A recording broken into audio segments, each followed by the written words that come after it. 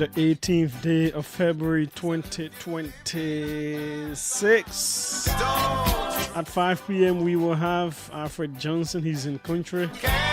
We're talking security, rule of law matters. We just talk briefly, but I want this session to be an interactive one with you people. So we'll give you the chance to call and ask different questions relative to policing and all of that. At 4 p.m. we'll have a team here from the Liberia Marketing Association. Yeah.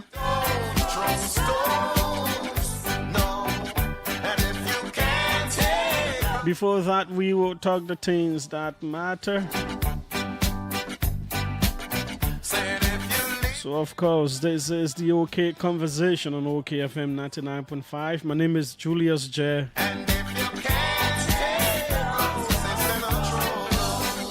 You're certainly in safe, comfortable hands.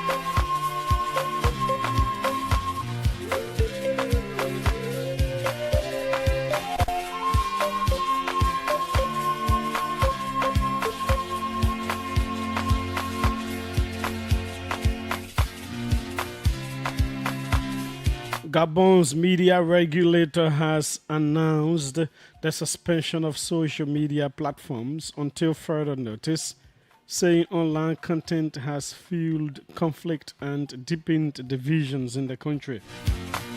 In a televised statement on Tuesday evening, the High Authority for Communication, AGC, cited the spread of false information, cyberbullying, and the unauthorized disclosure of personal data as reasons for the decision.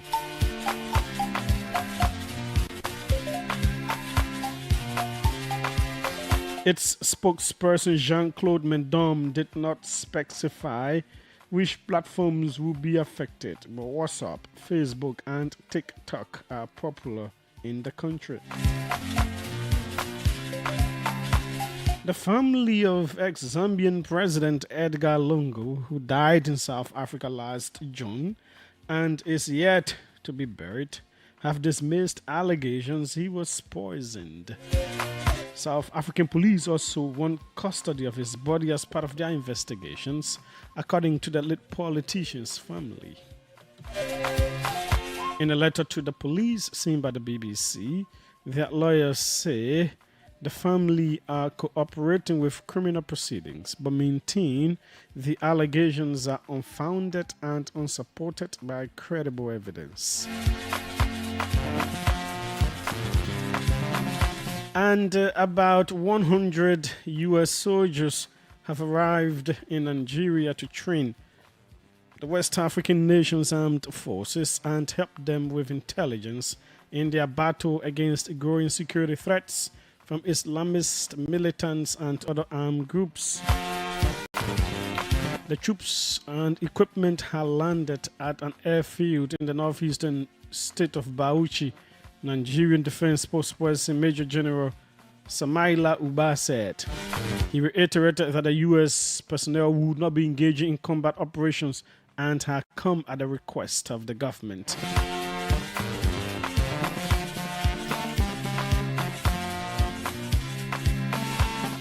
A whole lot of you are following. Share the video. Invite others to join in.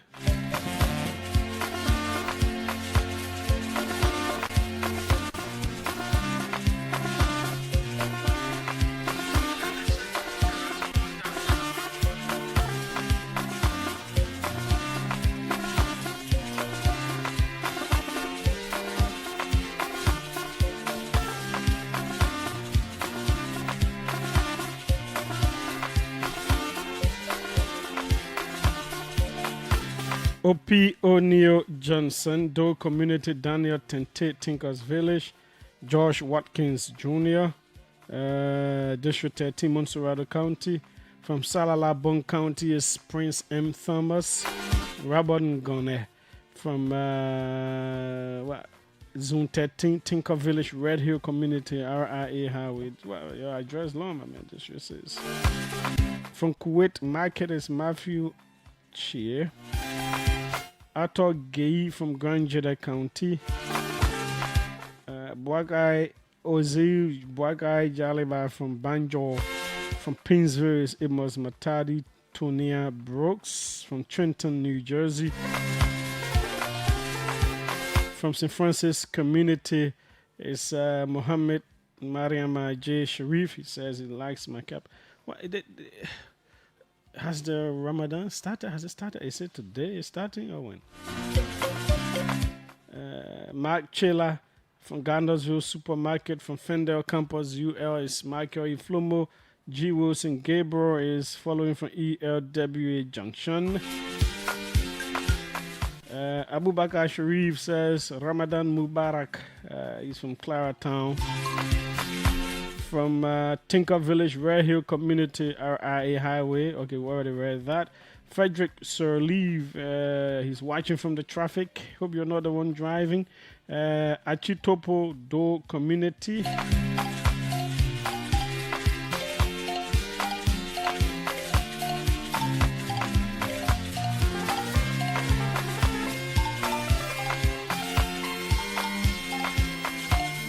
Okay, so that's it. Some of you are following. Continue to tell us where you're watching from. You could get a mention.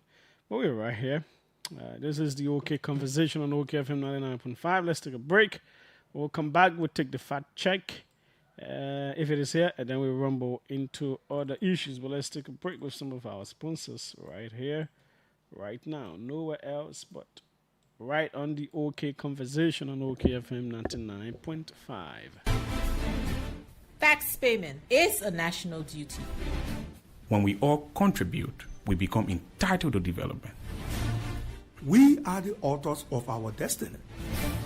Tax payment is a commitment we make towards the future of the unborn generation. When we pay taxes, we hold our leaders accountable. Be a part of change. Be a part of transformation. Pay tax. We all enjoy.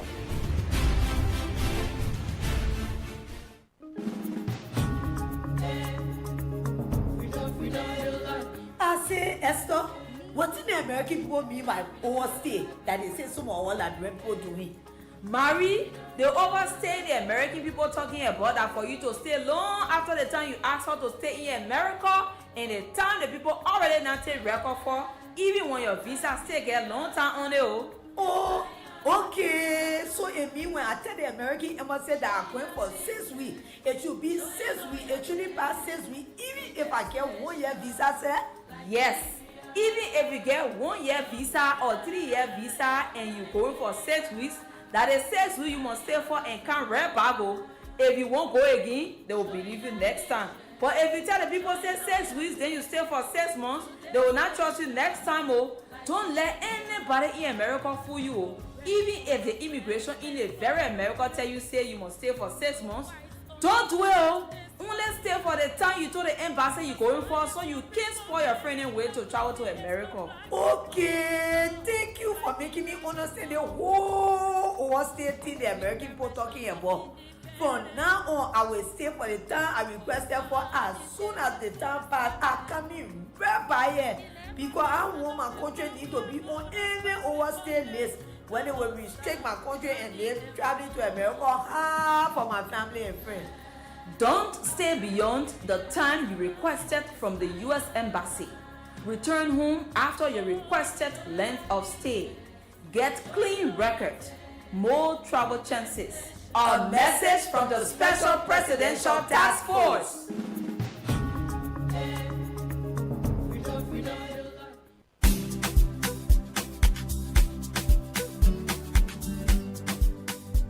Good news to all travelers in and out of Liberia. ST Transport Service has introduced new fleets of buses in Liberia to take travelers from Monrovia directly to Ghana, Abidjan, Guinea, and Sierra Leone. We also do connection for our passengers to Lomé, Cotonou, and Lagos, as well as Bamako, Dakar, and Banjul. We also travel from Monrovia to Plebo Harper, Maryland County. For more information, you can visit our red light office opposite Zone 9 Depot 1 Police Station or call us on 0775 908830 0886 888 538 0777 77 5501 and 0555 558801. What are you waiting for? Come and enjoy our fast, reliable, and comfort service. ST is here to serve you.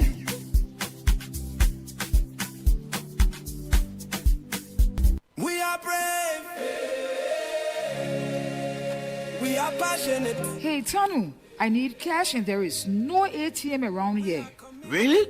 Did you try the EcoBank POS? POS? I said I need cash. What is it about POS? Judy, you can get your cash through the POS. All you need to do is to visit any EcoBank Express point or petrol trade gas station and request to use the POS. Guess what?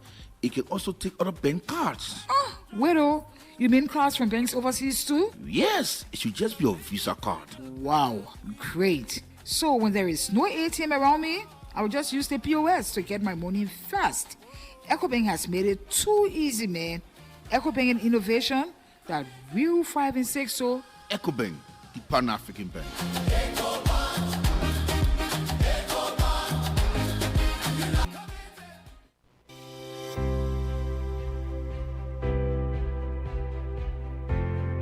Your favorite RLJ Kendeja Resort and Villas is new and improved with top-notch first-class services guaranteed to make you feel pampered and special as our royal guests.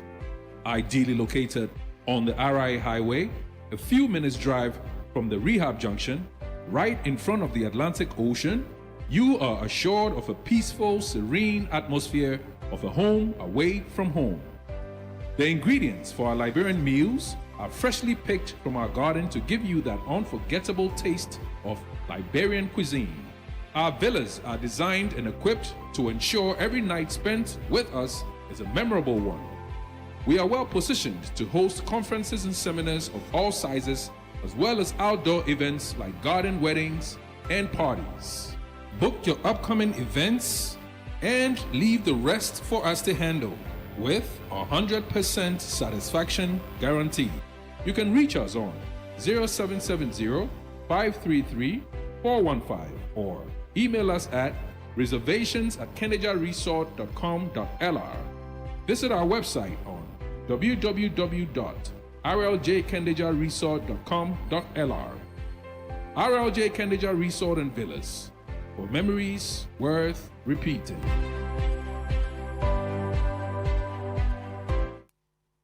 Indeed, do business with them. We're trying to get the fact check settled in, but last night was interesting. Those teams that need to qualify to the round, is it round 16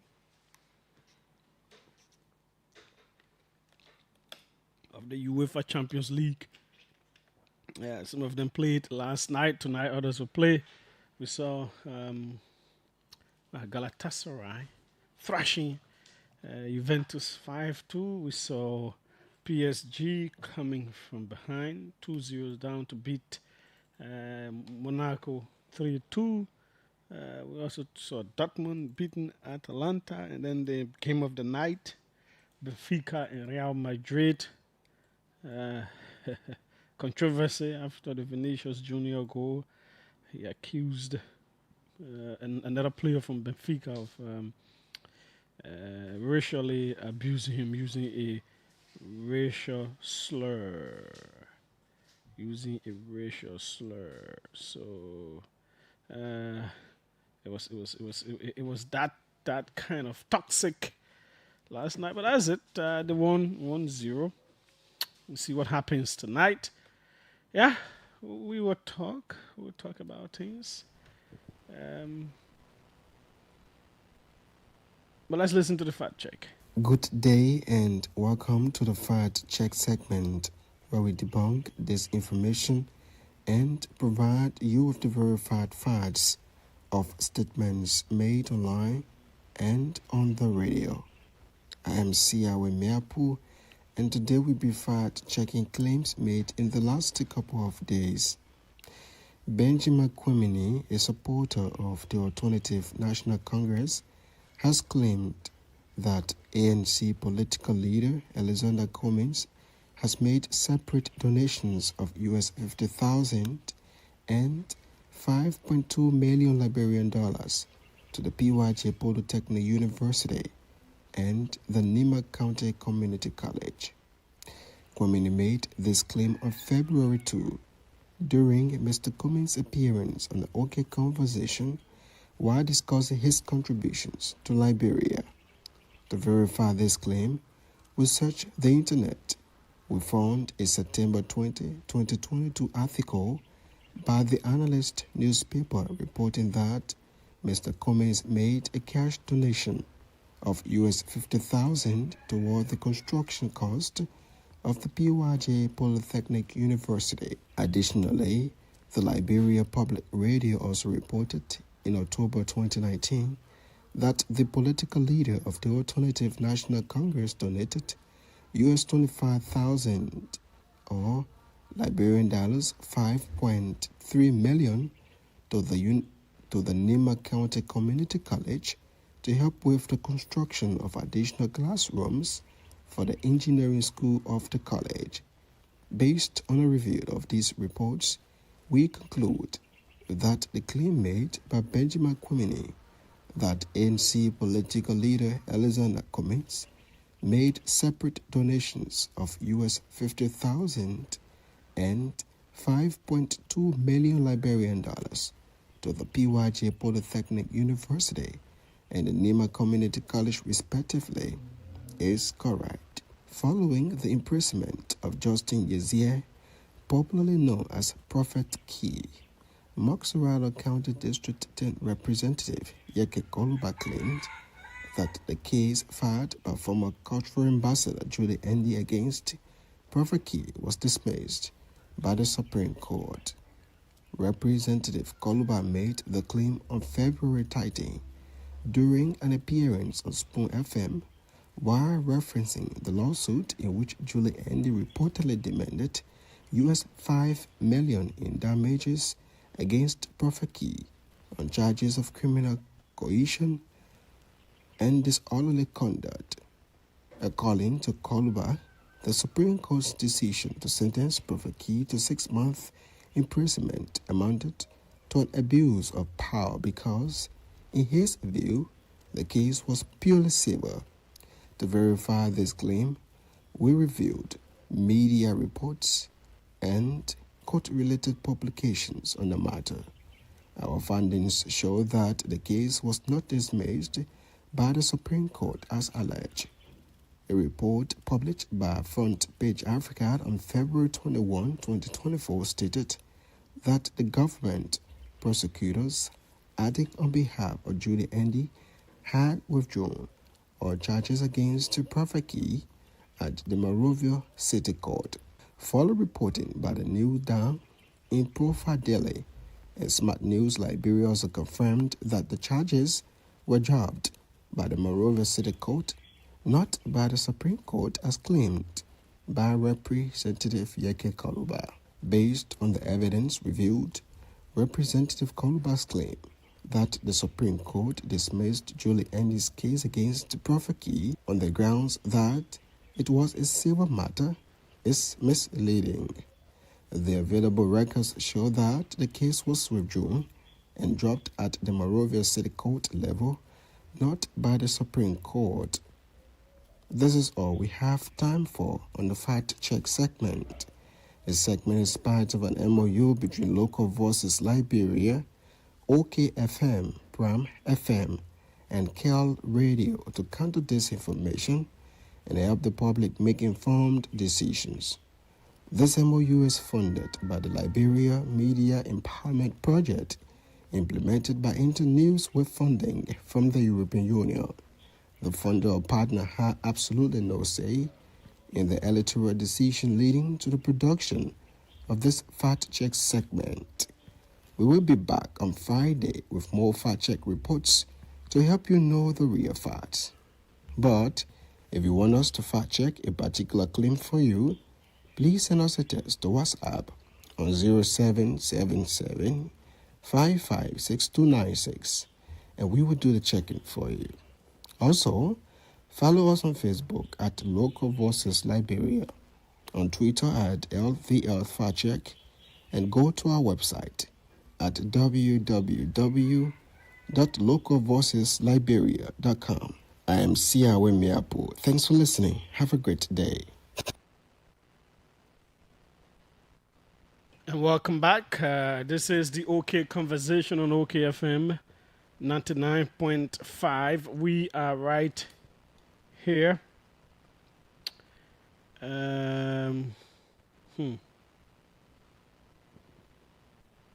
Things are happening, as we always say.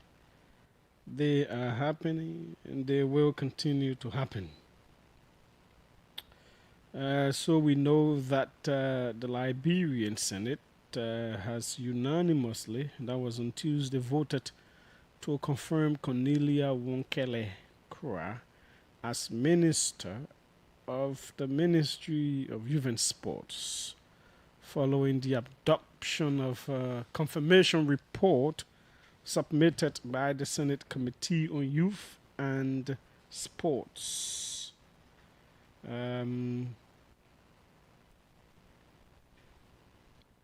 So we say congratulations to her. In one of our talking points, we'll come back to that.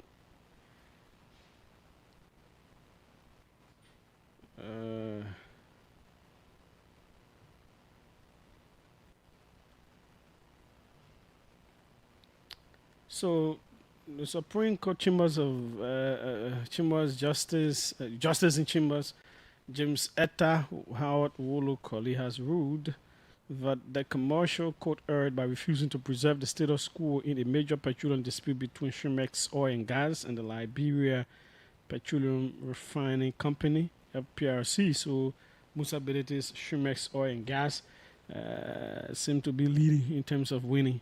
In this particular case here, we may get to know the details later of what it is, but there was that case. Musa Ability has taken, Musa Ability's Shemex Oil has taken the upper hand against the LPRC.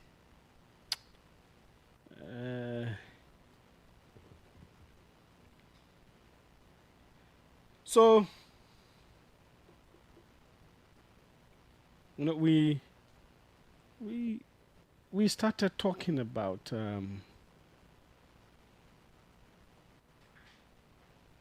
this issue of the letter that was written by the Minister of State to a private concession to say what the government is going to do to strip the Ministry of Transport of its responsibilities, its constitutional responsibilities, you know. And I don't know, but what should be the work, the function of the legislature is seemingly being allegedly unconstitutionally taken away from them by the pen of a minister. And I've not seen or heard any outrage from the legislature so far? Is it that they do not care? Now, so I am aware that you have opposition lawmakers, you have independents, you have the ruling government's lawmakers. I do not expect that those who will champion such a cause will be the Unity Party lawmakers or their supporting lawmakers up Capitol Hill. Because sometimes it is difficult for these people to continuously expose and chastise their own government. You will say they should do it, but honestly speaking, in politics, perhaps they could do it behind closed doors. But what will usually happen is that the opposition lawmakers will pick up such issue with gusto and fervor, and then they will definitely get the support of their colleagues. Let's go back, for example, during the CDC days. There are certain things that may have come from the executive. Some nominations, whether it was Wambutike or Kanle or other people, some of the ruling party lawmakers or their supporting lawmakers would not or may not have liked some of the nominations, but they will not be the ones to come outside and say, oh, there's all nomination that George we are saying here. No, we disagree with it and blah, blah, blah. But the opposition then, the Delons, the Yomlikanga Lawrences, the two people from River G, then it was coming in with and Boycha Sobwe and all those people. They will be raising the alarm on media, at the Senate. They will create such a noise that it could not be ignored. Positive noise. Yeah, sometimes noise is positive. If someone went to steal from your house and you made noise as positive noise, roll, people kind of run and run away, or they catch the road and do whatever they want to do to them. So the point I'm making is that positive noise would then make the pro tem or whoever, some of the people from CDC to go by the president we are and say, Chief, this one here, like, it can't pass. Or the whole public is against it, and the men making noise. Even though CDC have a whole lot of lawmakers, but they will use that to go by and say, yeah, this one here has to be changed, or you should revoke this one. I do not understand these other opposition lawmakers. I don't understand. Especially the CDC lawmakers. I don't know what's happening. Because if you continuously argue that no, this was not what our government signed into law, that it was altered, it was fingered, it is something else. And this thing has been on for years now. As long as this government has been in power, this issue has been on. There are so many up Capitol Hill there. Until it has reached a point where the Ministry of State has written that they will sever, they will cut off the responsibilities of the Ministry of Transport, which I believe smacks of a violation of the constitutional order. Because if the executive doesn't want a ministry, an agency of government to do certain duties that were hitherto assigned by act of legislature, all the executive has to do is to write a new bill through the governance commission and whoever and submit it to the legislature. Then the legislature will make the law. They will argue, look at it, back and forth. And so, okay, an act to repeal the Ministry of Transport or certain functions of the Ministry of Transport will go through all of that process, take it from there, and then that is how it works. But they are sitting. The letter has been authenticated. we should be hearing that the Minister of State has been summoned to explain why the ministry will arrogate unto itself legislative function of making law. But before that can be done, there is supposed to be positive legislative noise, starting with the opposition. That will make it difficult for it to be ignored. And they will have to, the protest will be constrained to put it on the floor, and then the decision will be made that will invite the minister and all other people, including justice and all those people. Why are we at this point? So we only have a Ministry of Transport in name, but not in function. What are we doing? It is not hitting the government to want the right things to be done.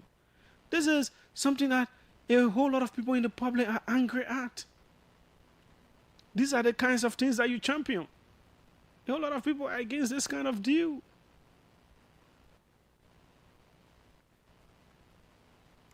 So why there isn't outrage? What's the fear? Why should we be the ones who are without authority, but to just talk and create the consciousness? We're just talking and reporting the thing. The evidence is all over the place. And you're not taking action. Eh?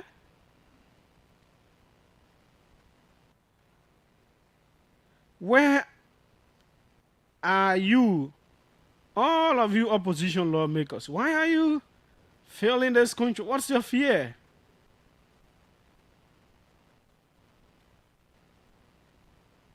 Why?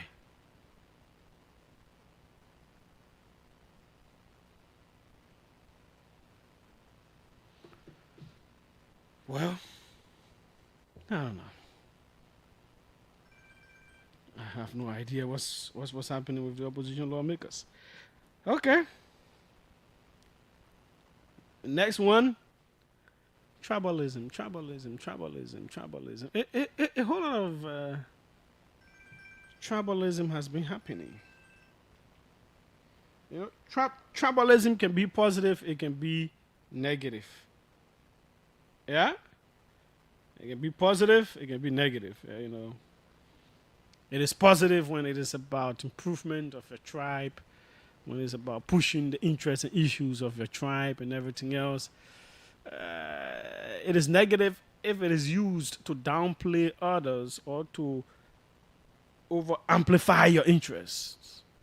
And the truth is, we've not turned the corner on tribalism. The truth is, in greater instances, we are really against certain tribes.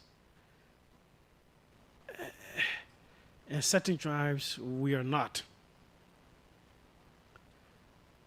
The truth is, when certain tribes assert what they need and themselves, it is not an issue. But other tribes can try. Those are realities, and they are couched in the human nature. But they were also brought to the fore during the war. And they're still around. We saw, for example, the confirmation process. We saw people from Nimba County targeting Senator DeLong. They were writing releases. They said he was against Nimba people because he was doing his legislative responsibility of trying to hold the labor minister accountable as it related to issues of jobs. I really did not feel outraged from the country. You know, at that time when the labor team was talking, a whole lot of us backed him up and everything else. But you did not feel that the country was against what was happening. Yeah, a few people spoke out. Then came the confirmation of Cornelia, and I deliberately did not have a say in everything else because I know, okay, she is competent for it. She was definitely going to get it. But to target a senator and already start creating a situation that he is against people from your county. Over amplifying Nimba.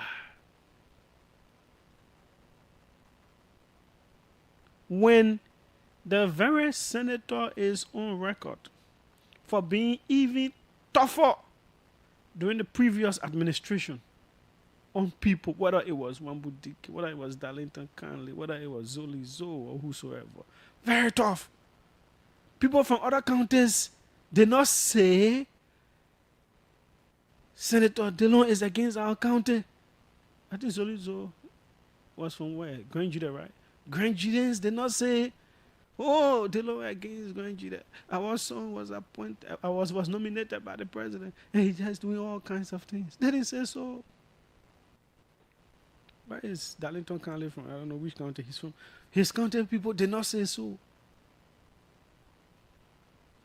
He was very tough on the Weir government. The Grand Coup people and the Monserrato that Weir comes from, they didn't say, oh, they don't against Grand Coup, he against Coup people. And we all clapped for him then.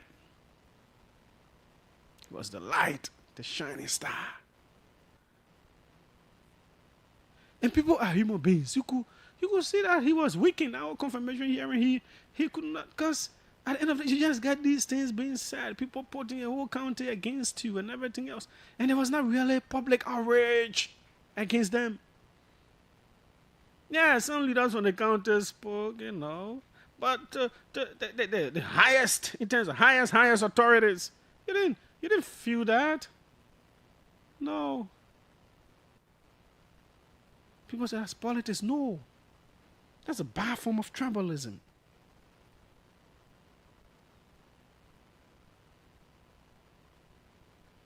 The fuller security thing came in. Everybody has had their say. Justice Minister said, we don't know the people and blah, blah, blah. Whatever the case is, there are conversations we keep trying to we are avoiding, but they are real.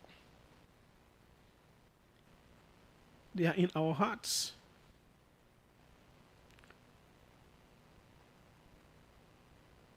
People do not like to hear trials like Madingo to assert themselves. As I'm waiting Madingo won't talk. When I name people talk, for people to really talk, it can be hard. Yeah, it be hard. Global people can say their own. Pele people can say their own whatsoever. There's no outrage. Why? There are no conversations to shy away from because they're there. And in many instances, we are just tribalistic by the name. A whole lot of you can't even speak your dialect. Some of you, your county say you have no footprint there and all of that. Yes, there are positives in tribalism.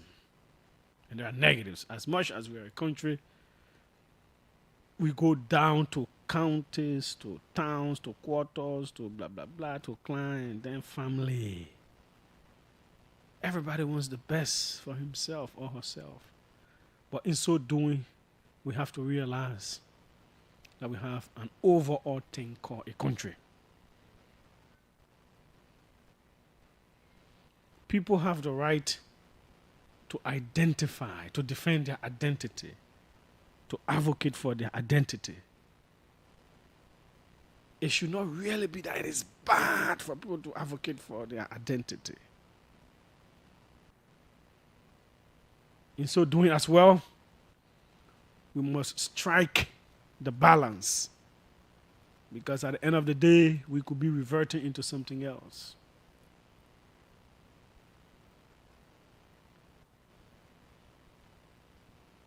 Finally, before we open the lines,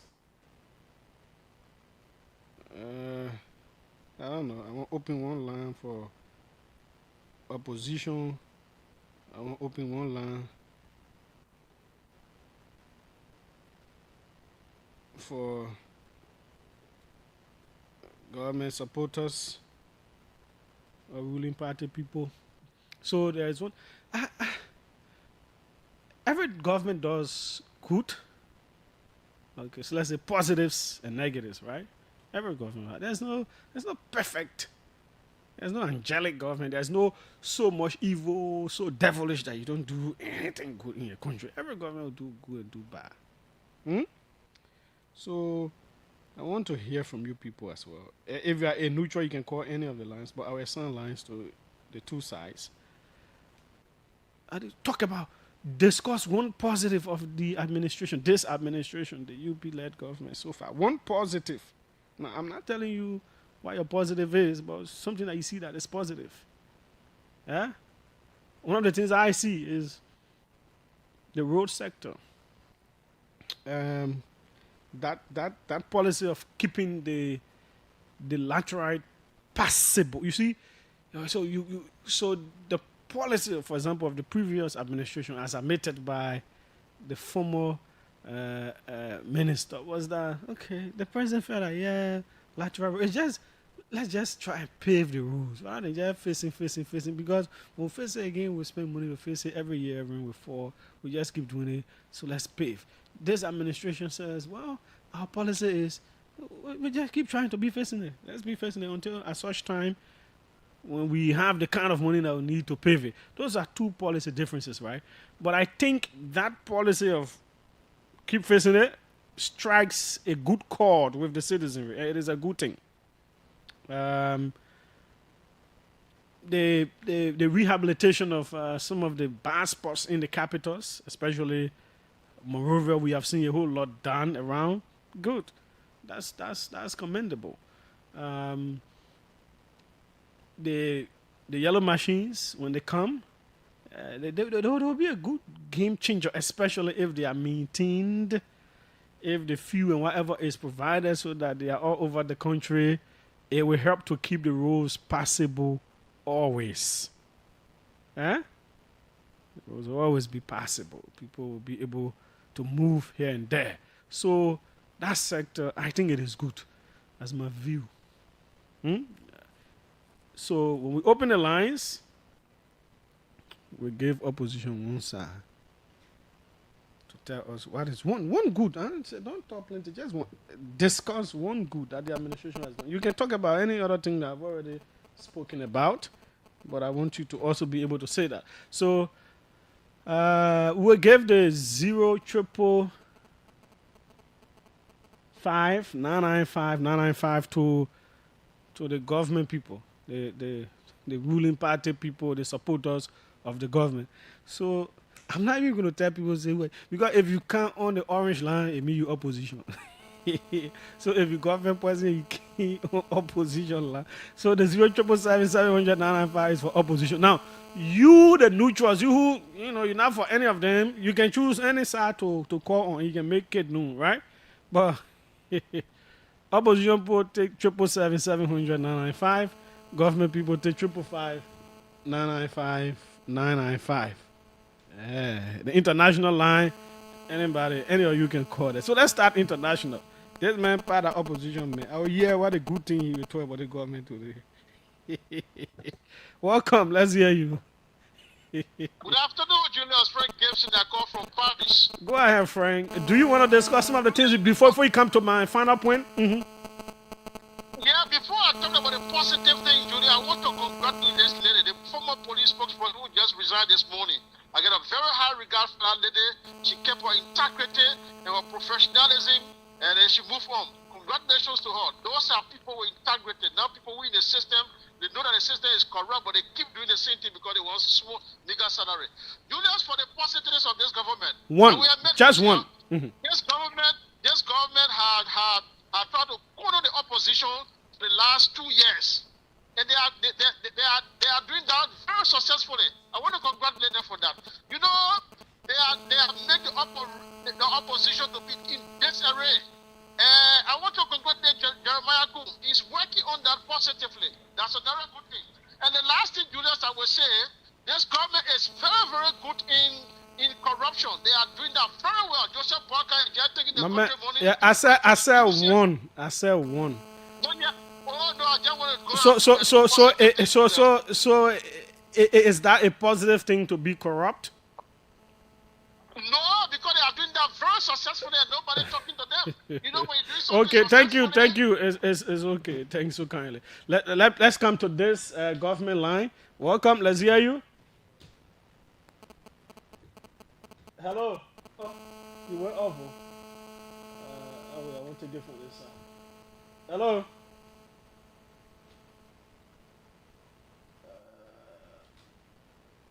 Hello. What's happening? I'm not getting from.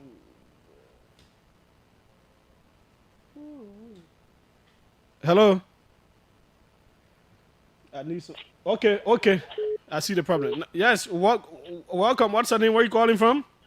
My name is Isaac Kofi Koma, and I call from Central Virginia. You're a supporter of the government, right?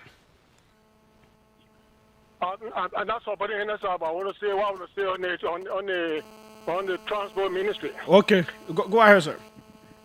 Julia, today we're having so confused future with former President Georgia vehicle that was stolen. 2 VIN numbers are being registered. How does it happen? Minister of Transport not doing the right thing. They killed them, plenty of people are talking every day. You cannot register a vehicle without seeing the vehicle. They would have bring flash sheet or you make a car with number on there, you register it. You cannot check the vehicle without you don't know whether the vehicle got brakes, the vehicle got tires, the vehicle got light. Nothing you can check. But you choose to register the vehicle. You tell the register you want to register a vehicle online. How will you register a vehicle online when you not see the vehicle? How can you register a vehicle and then you come out on the street to lower fire signature and triangle? How can you register a vehicle without seeing a vehicle, whether the windshield are good, whether the car get light, whether the car get brakes? You don't know. Look at those low bell with the tanker. Continental truck. Look at those tires. Is it worth to be in a space? Julia, these people are not doing anything. Let them take the job from there and give it to a different people that will do it better. Julia, listen to me. Let us wait 1 more minute, please. 1 second. No, but other people got to turn on shift. I just want to say something short, please. Just 1 second. Julia, you cannot say God policy. Government say working lesson, draw lesson every 2 years. You give it to individual as their own shit. Every lesson will come to a house. I want to see if you have inspection on the road. If everybody wants to register today and finish, tomorrow other man won't finish. They have to how will you do the inspection of vehicle and draw lesson? And that will not share. Government say it will end at 2 years. They see what they have the election every 2 years. We have new election every 6 years. We'll go for election. The high is. Okay. But people they don't want to do that transport ministry, so they take the job from there. They all apply to the new people. The new people are going to tell what will they do? They don't employ people. They will apply for the job. Thanks so kindly. Thanks so kindly for your call. Let's come to the opposition line. Welcome. Well, Julius. Yeah? Good afternoon. What's your name? Where are you calling from? I'm Christian Pray for Enemy By, and I do join the conversation this afternoon from the headquarters of the Veterans Bureau. Okay. Well, Julius, let me appreciate you. Julius, I want to congratulate Madam Cecilia for her resignations because she's one person that does not support this government, but she's awarding her thing. She's credible, she's reliable, and that she's kind of good character. So I think that when she sees something that is not in her interest and that she does not, see as a working relations, it's good that she resigns, and I want to congratulate her on that part. And Julius, I think one of the best things that this government has ever done is to issues of police brutality. The government has a positive thing that they have demonstrated very well since they are ascending to power. So that one of the good things they've done to be brutal as a police.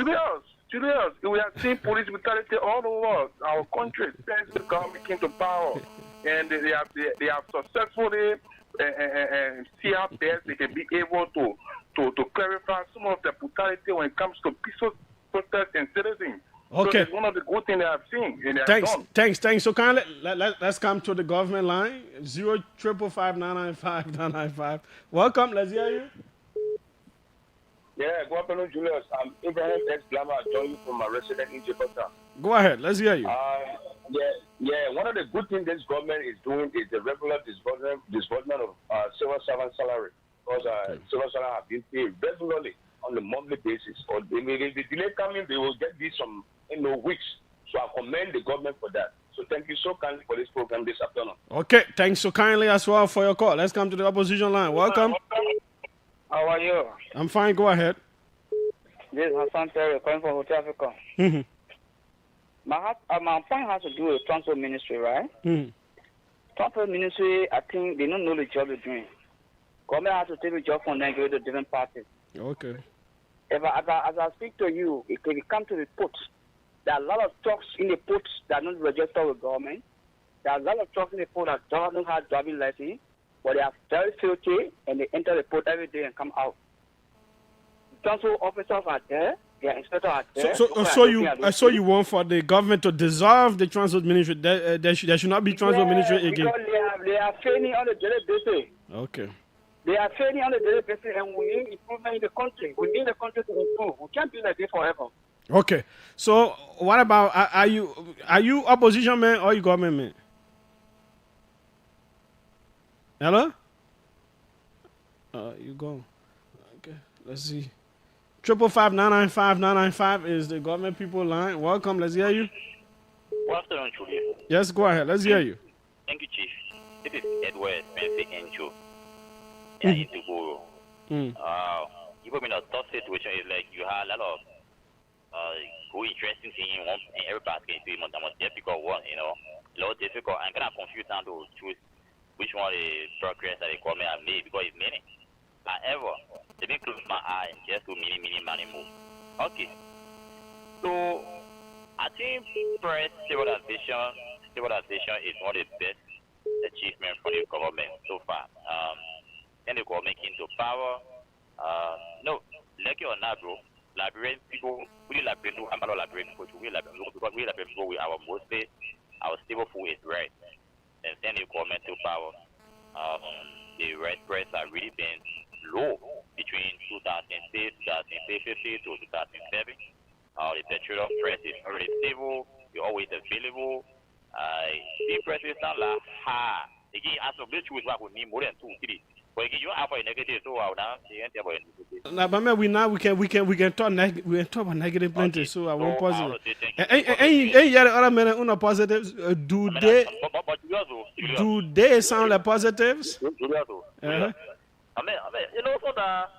But good thing and bad thing. Somebody saying police brutality is only positive to the government, and those judges are not in the very but again. No, but I don't positive he see where. No, I'm saying that's his positive that he sees with you people. Thanks so kindly. Let's come to the opposition line. Welcome. Let's hear you. Yeah, Julius. Yeah. I'm Jimmy and I'm calling from Red OKF. Okay, let's hear you. Yeah. Okay. What I want the government to do is that we have to just dissolve 2 sectors of the government. We need to dissolve the Liberian National Police, it is the Council Management Police. Then we dissolve the Transport Ministry. So there will be no more police and no more transport ministry. It will not be Liberian National Police, but it will be Council Management Police. Because they are sharing the two now. The government management team get their own car. They get their own police car. They get their own police motorbike. Okay, so what about the issue of one positive of the government so far? My man, one of the positive things of the government is that robbing with the motor companies, taking our money from all broad day robbing, they carry on to all. They stole our money and driving off on the street. It's the positive thing that it is. Okay, thanks so kindly. Let's go international. Let's hear what this person has to say. Welcome, let's hear you. My name is John D. I'm calling from the United States. Go ahead. I'm for the government. Okay, one positive. One positive is people like Extension Waterspoon on Spoon FM will say negative things and the government cannot close down the station. People like you objective. the government cannot go after you. So the government is doing well. Okay. Thanks so kindly. Thanks so kindly for your call. Let's take two more. Our guests are already in studio. Let's come to the opposition line. Welcome. Good evening, Julius. Yes, go ahead. My name is Abu Ghani. I'm calling you from Belleville. I'm basically the former Justice Minister of Jigen's Sky Compound. Okay. Julius, let me say a very big thanks to you for your Senate deliberation. And one of the best things the government has ever done is by breaking the laws of the Republic of Liberia. One, all tenant position holders were removed. Even yesterday, you know about the Supreme Court ruling on the former Oh yeah. On what was it? Dr. Nyang, Dubai Christopher. Dr. Dubai Christopher. If you listen to the reading of that particular thing from the Supreme Court, you will know that the government in totality have been breaking the laws of the public. There now the court is saying reinstate the man. It's about breaking the laws of the country. One thing they have done successfully, and the second thing. No, I didn't ask for successful. I said positive. Something that is positive. Positive thing is to continue the work that the former government was doing, but then for them to allude to it that this road that we are building, they started under the former regime. Yeah, just about the alluding, but that's why they continue and I see success in that for the country. Okay, thanks so kindly. That will be the final word from the opposition line. Let's come to the government line. Welcome. Hello. Yes, go ahead. My name is George Agbayin. I'll call for Nigeria. Let's hear you. I want to speak on the issue of the transport ministry in Liberia transport management. I'm a layman. I'm not a lawyer, but in my mind, as long as that act has not been repealed, as you were saying, I believe everything in Liberia transport management is doing is illegal. And I don't know where the lawyers are. I think everything they are doing is illegal, Julius. The executive cannot abrogate unto themselves power that the legislature is supposed to give. Wow. Like you are regularly saying, if they think that they want transport management, then let's repeal the act so that we can get a job to the Liberian transport management. But it's just unfortunate the kind of country we find ourselves in. What about the lawmakers? Because that is their function, and we're not seeing any outrage from them. I agree with you. Where are the Delons? Like you are regularly saying, if the previous government and Delon would have been shouting all around here about it. Yeah, but for me, I don't believe Delon will be hot on his own government like that. Where the opposition people now at the Senate, they're very plenty. They are there. In my mind, they are equally responsible. Because Delon should not mind because he's part of the government, so when he sees the wrong thing, he closes his eyes on it. So it would be wrong. Why for government that anything that is wrong for the interest of the country. Okay. So if Delon does not go against it, other people should go against it. If not, all of them are equally guilty. Okay. What is one positive thing that the government is doing so far? Well, like you regularly said, I think it's roads. Because if you went to Kakata, you will see the streets being paved. People coming from the southeast region are praising the government. I think that's positive. Okay. Thanks. Unfortunately, they don't offer anything negative. No, I want negative today. Thanks so kindly. Even though the other men are still forcing it. Negative is it a positive? Yeah, I had to deal in this country. Abdullah Masakwa, Julius, you have set the basis, but at the same time allowing people to do the opposite. How can someone say police brutality is a good thing? And you allow them to continue. You either say the good or bad thing, but not the opposite. Well, I said, what do they see to be positive? I can sanction people's views. Abdullah, yeah, I beg you. Eugene Hammer, I don't think so, Julius. You cannot spend 21 million on a dusty road. That amount can pave some kilometers. Well, it is not for one time. It was supposed to end in 2026. Yeah. So, Mark Chela, very weak opposition. They only raise alarm when their salaries are delayed. Okay, this wasn't sent in this message. LTMI is now responsible for driver's licenses and vehicle registration in Liberia. So the Transport Ministry exists to inspect vehicles. Since LTMI is reportedly foreign, US owned, how will they manage data integrity? In fact, who owns the data? Where is the data stored? Who has access to it? While we welcome investors, this has critical national security implications that must be addressed. Do you see why most EU countries are now banning Teams, Zoom, and even Microsoft Office? We need to tread carefully. We need to tread carefully here and consult with technocrats rather than politicians, honestly. Daniel Tente, Julius, it appears that most of your callers don't know the difference between positive and negative, including Frank Gibson. No, they know. They just don't want to say anything positive about the government. If you turn it around, you put CDC in power, and you say people should say one positive, the people who support the UP opposition at that time will do the same thing. They nobody's positive, but I just don't want to say that you're doing something good as well. We have our folks here. One day I will bring negatives too. The people who supporting the government, a whole lot of them will not say negative. We have Reverend Dr. Preston S. Dentor. Is it Dentor or Denta? Dentor. Good. And we have these folks are from the Liberia Marketing Association Incorporated. Who is Reverend Dr. Dentor? Yes. Welcome to the OK Conversation. Thank you. Okay.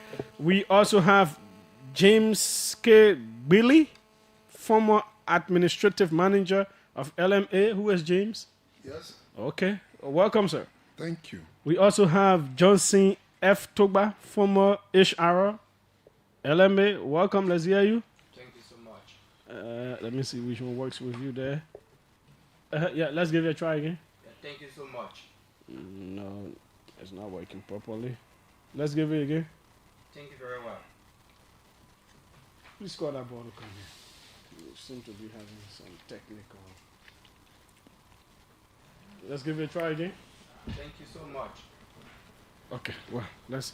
Reverend Preston? Yes, sir.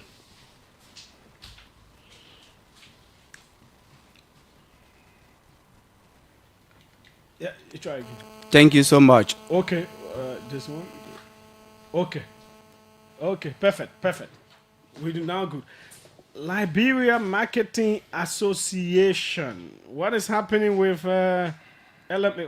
Why do I have stakeholder, former HR, former administrative manager? Are you people an opposition bloc or what? When you see farmers and stakeholders, there's a problem. Huh? Am I right to think that way? Yeah, you are quite correct.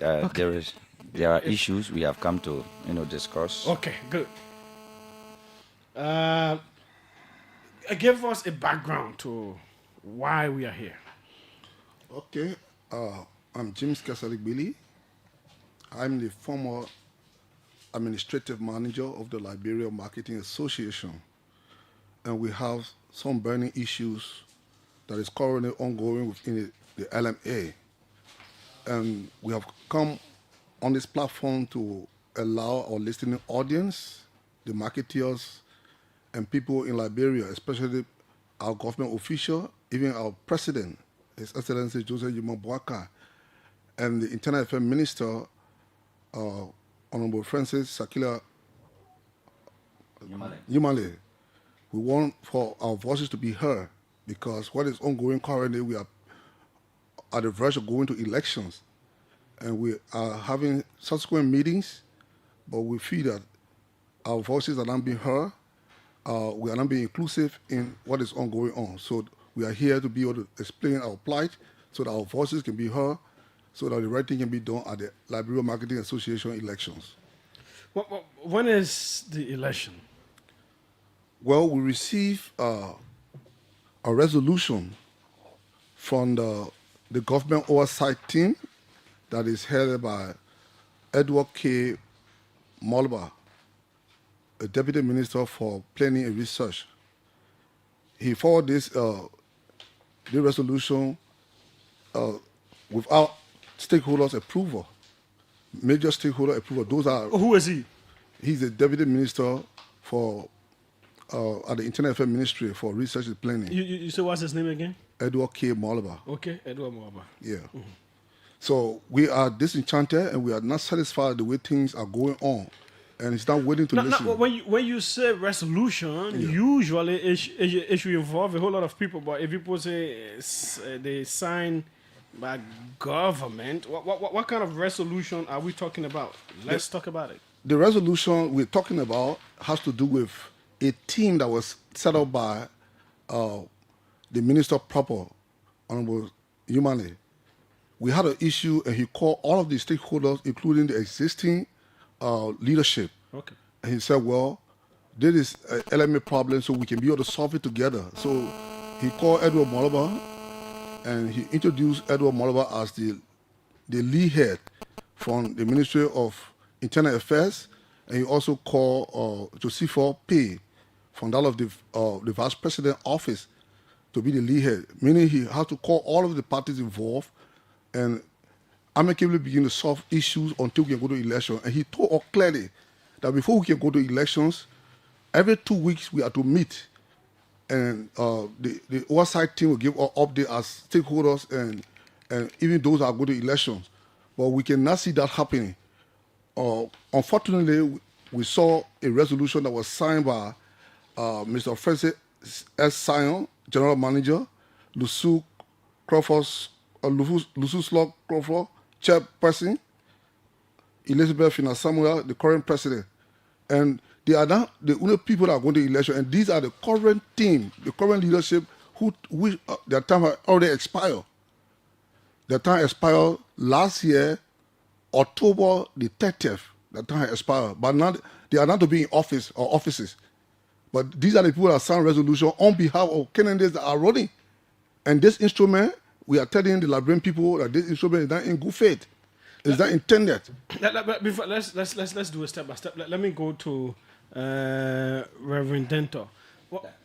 In terms of so there is a current leadership, and he said their term is supposed to have expired in October of last year.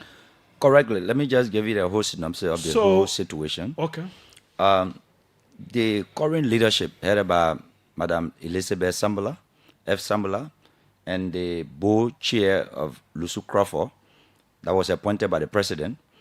And there have been some rift and friction between them, but we are not concerned about that. What we are concerned about is their time expired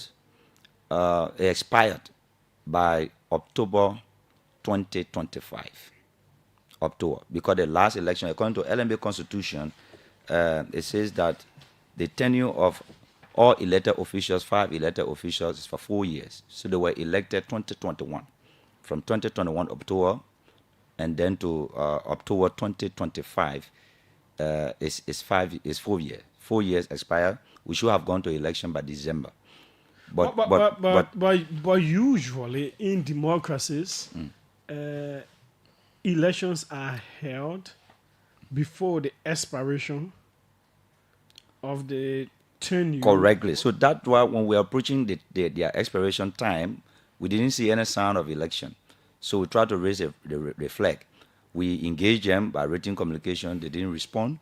We went to after what does the Constitution say about elections? What does the LMA Constitution say about having elections? So this is the Constitution right before me here. The Constitution, Article 6, Chapter 5 of the LMA Constitution. And I'll also read the Act to you, the Act and the Constitution, because the Act and the Constitution goes in line. The Constitution says about the election, Article 6, Chapter 5, it says that the association shall conduct its election for officers of the executive committee on the first Tuesday in December of the election year. But that election they held in 2021, it came through conflict, and there was an interim leadership set up, and that's how we didn't go for election in December, but rather the election was held in October. So from October 2021 to October 2025 is 4 years. And our Constitution says, Article 6, Chapter 5, that you should go for 4 years. So we were to go for election in that October. And but because the Constitution says in December, and there was an issue, and the election went back to October. So yeah, it could still happen in the same October of last year. Correct, but that did not happen. So why wasn't an election here in December? Well, that's a question for them to answer. No, but you also part. So The, why is the it not a reason question for that me? is best known to them. They wanted to stay in power. That's what we think. They wanted to stay in power. So when we engage them, they could not give us a concrete reason why they are not leading us to election. That's how we went to Internal Affairs Ministry. We wrote several letters to the House of Senate, to the Vice President of the Republic of Liberia, even to the President.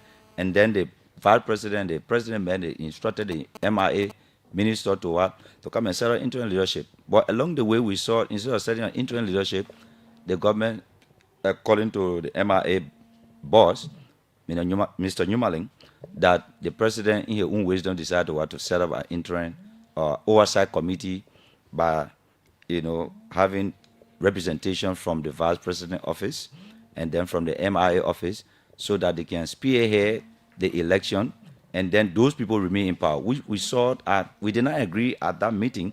It was a very heated meeting. Let's go back in history. Let me come to Mr. Toba. Yes, sir. Why is it election was not? Why was there a dispute in the 2021 election? And it appears to me a similar dispute is coming up for the one that should happen in 2025. So why was there an issue that election had to be held in October in 2021? Yeah, the issue here is that in 2021, during the regime of President Weah, the folks in power today, they were fighting the former president, Alice Gobo Yembang. So when the issues went to the vice president, the then vice president, Joao Taylor, I think most of all know the story. They went to the court and she won the case. And then she postponed the election. The election then should have been held in February. But when she went behind her bounds, the people who put up the fight against her said, no, you breached your constitution, therefore you have to step down. We went to the Supreme Court and the late Justice Nangbe said, but you breached the constitution, so no need for you to stay in powers. Therefore, you have to stay away. And that brought in Honorable Lucidin Belete, who chaired the interim team, and all parties sent a representative that led the election to be held in October 2021. So in 2021 to 2025, 5 years, and 4 years, let's say, if you look at a particular document, it justifies this is a certificate that was given to them. Prior to October, these issues were raised. Several letters were written to stakeholders, the president, the vice president, the internal affairs, and other government officials. But these officials actually determined many of our time. And then... Okay, so let us rewind on this, yes, thank you. This certificate. Yeah. And if Madam Elizabeth in Assembly is listening, or anybody from that side, I'm sure you people can be able to have my numbers. When I open the lines, I can speak with you. The Deputy Minister as well from Internal Affairs that was mentioned. It will be important to talk to you as well. But it says, Liberia Marketing Association, LMA 2021 Special Election Committee, Certificate of Election. This is to certify that Elizabeth Finda-Sambola was elected as National President of the Liberia Marketing Association, LMA, October 21 to October 2025. October 2021 to October 2025 during the LMA Special Convention that was held in the city of Bangabong County, Liberia, from October 27 through the 30th, 2021. She is hereby given this certificate of election, given honor our hands and sealed this 5th day of November AD 2021. Signed, Reverend Dr. George W. Zorba, Liberia Council of Churches, Co-Chairman, LMA Election Committee 2021. Signed, Haji Lassana S. Kanta, Treasurer, Advisor, LMA Election Committee 2021. Approved, Mr. Samuel Y. Johnson Sr., National Teachers Association of Liberia, Chairman, LMA Election Committee. Okay, so that's it right there, folks. Okay, now, so we are at a stage, 2025 has come, it has gone. We are in the second month. We have passed the midpoint of the second month of 2026. So, what is happening? Yes, I just want to make a clarity on the Constitution, because the Constitution is our laws. And I don't feel that there is any law that is bigger than the Constitution or the act that created the LMA. Anyone who does that is in total violation.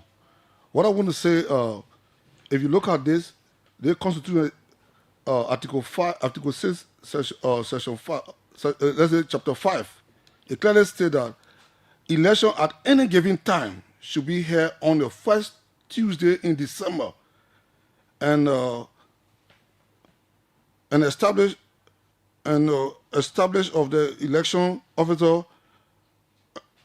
Excuse me, it's not too clear here. Let me read that for you. Yeah, please read it for me. No, give me it. Let me do the reading. Yes. That's my job to read. Please read this here for us. Which one? Cite the article. Article 6, Chapter 5. The association shall conduct its election for officers and executive committees on the first Tuesday in December of the election year, and installation of elected officials shall be held on the first Tuesday in January of the succeeding year. Each elected officer shall serve for a period of 4 years during good behavior and shall be re-elected only once, except for an officer who is ending a term for his or her predecessor. Elections at any given time shall be held on the first Tuesday in December, and installation of the elected officers and non-elected officers of the association shall be held on the first Tuesday of January of the year following the election, and shall be through a process of electoral college. Should a vacancy be created due to any reason whatsoever, such vacancy shall be filled by majority vote of the blah blah blah. Thank you. Yeah. That's my point.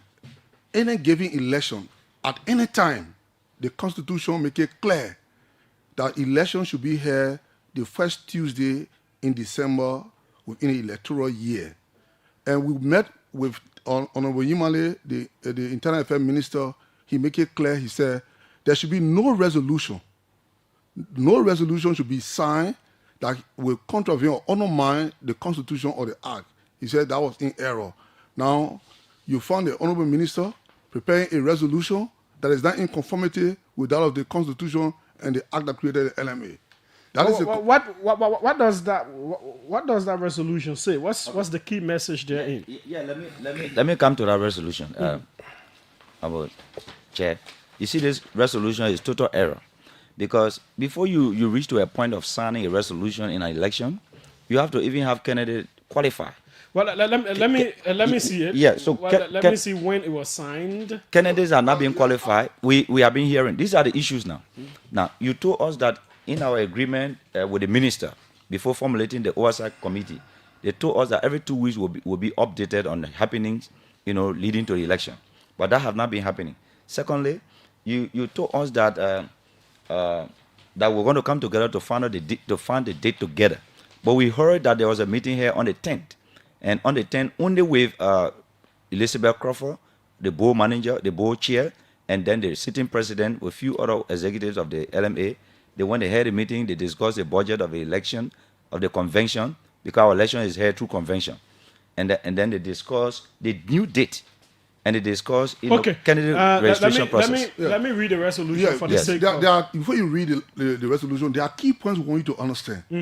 There are people who are outside the LMA who also have interest in the election. The former president of the LMA, Madam Alice Yiban, she also is a major stakeholder. And Annie Yene also have interest in the election. Okay, we have the current president, Madam Elizabeth Samola, also have an interest. Then the board chairman, who did not resign and also now running campaign, want to be a president in the LMA. Now, how can the board chairman, the president and the CEO, these people are preparing a resolution in our favor without our acquiescence? Is any of you here interested in contesting for any of the posts? Of course. Okay. Now, this is the resolution, and I'm seeing a whole lot of the people here signed in February. People who time have expired. February 2026. Whereas the Liberia Marketing Association remains committed to the principles of constitutional governance and the democratic transition of power, whereas the statutory tenure for the current leadership shall end in the third week of February 2026. However, you see the contradiction there? No, go ahead. However, the prevailing institutional climate and the need for a comprehensive electoral roadmap have necessitated a brief period to ensure the association remains functional and stable. Whereas the government oversight team, in its capacity as a mediating body, recognizes that a leadership vacuum would jeopardize the LMA's operations, asset security, and the general welfare of the marketing community. Whereas all stakeholders, including the board of directors, the executive committee, and the management team, have reached a consensus that the current administration must maintain its functions to oversee the transition to the upcoming elections. Now, therefore, be it resolved that we, the undersigned leaders, hereby agree to the following terms. 1. Affirmation of administrative continuity. That the current leadership of the LMA shall remain in office and continue to exercise its constitutional functions under the guidance of the government oversight team. This status takes effect immediately and shall remain in force until the certification inauguration of the winners of elections scheduled for March 28, 2026. So the new elections are scheduled for March 28, 2026. 2. Recognition of the 2026 electoral roadmap. All parties, including the executive committee, board of directors, and management team, formally recognize the March 28, 2026 election date as the final and definitive conclusion of the current leadership cycle. We pledge to support the elections committee in delivering free, fair, and transparent elections. 3. Operational protocols during the extension. During this period of extended tenure, the leadership shall prioritize the day-to-day management of the association and the facilitation of the electoral process to ensure transparency and a level playing field.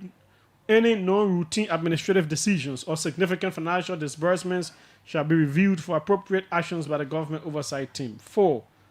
Covalent of institutional unity. By signing this resolution, all leaders waive the right to challenge the legitimacy of the current leadership's authority based on the February 3rd week expiration date. All parties agree to settle any further grievances through the government's oversight mediation team's mediation framework rather than through external litigation or internal disruption. 5. Finality and enforcement. This resolution constitutes a binding accord. Any party found to be in breach of this agreement or attempting to subvert the governance continuity herein established shall be subject to administrative review and potential disqualification from the 2026 electoral process. In witness thereof, we hereby affix our names and signatures, name and signature of representatives, on behalf of the management team, Francis S. Sayo, CEO, General Manager. Who is Francis Sayo? He's the General Manager. That is not contesting the election. That is not contesting the election. He's signing a resolution. On our behalf. When you say General Manager, what do you mean? General Manager. LMA has a manager. The management team run a day-to-day activity of the association. Okay. They are a body that is vetted or that are vetted by the board of directors. Because at the election... Is it an electable post? No. Okay, so I don't want to make clarity. At the national executive, the election, the National Executive Committee, they are elected. There are 5 executive members that are elected. After that, you find the board of directors will be appointed by the executive committee, and the management team are vetted based upon qualification. And he's one of those who are vetted as the CEO. Okay, good. So something is smelling in our... Wait. Let me read our building. On behalf of the board of directors, Lusu S. Crawford, chairperson. So Lusu S. Crawford is a board chair. She's running. On behalf of the executive committee, Elizabeth Finasambola, president. Yeah, she's running. Attested by government oversight in Edward K. Morba, team lead. Correct. Don't honor our hands and see you this 9th day of February 2026 in the city of Monrovia. So so these 4 people signed up. Where all the stakeholders, the other stakeholders, what are those? All those running? No. Were they part of the meeting? No. That birthed this resolution? No. There where our concern comes. These are communications that were forwarded from the minister to our stakeholder. Alex Yiban, and this same communication was also forwarded to Annie Yine from the minister's office, inviting them for subsequent meeting before Honorable Malabar was appointed as the lead head of the government oversight team. Now, how can you exclude individuals that have interest in election and sitting with the current leadership who time had already expired, and they determine who to go to election? That is a complete error. Mr. Malabar is in error. And we want the government of Liberia to please intervene. We want to appeal to the President's office, His Excellency, Joseph Yuma Boaka, because he played a pivotal role in the LMA Constitution and the Act. In 2000, President Boaka, at the time he was then Vice President, he played a major role in or formulating the Constitution and the Act. And we cannot abuse this. We cannot undermine the Constitution. We cannot abuse our rights that have been given to us and having election ceremoniously by people who time have already expired. So we are requesting our national leadership to intervene. So we hope we can hear from that deputy minister. I will also try to see if I can speak with the minister proper. Few things I also want to touch on the resolution. Mm-hmm. Now you're saying that with your right, of the account of the result of the election, So you are telling me the resolution is simply telling me that I should not go to court tomorrow if I have grievances.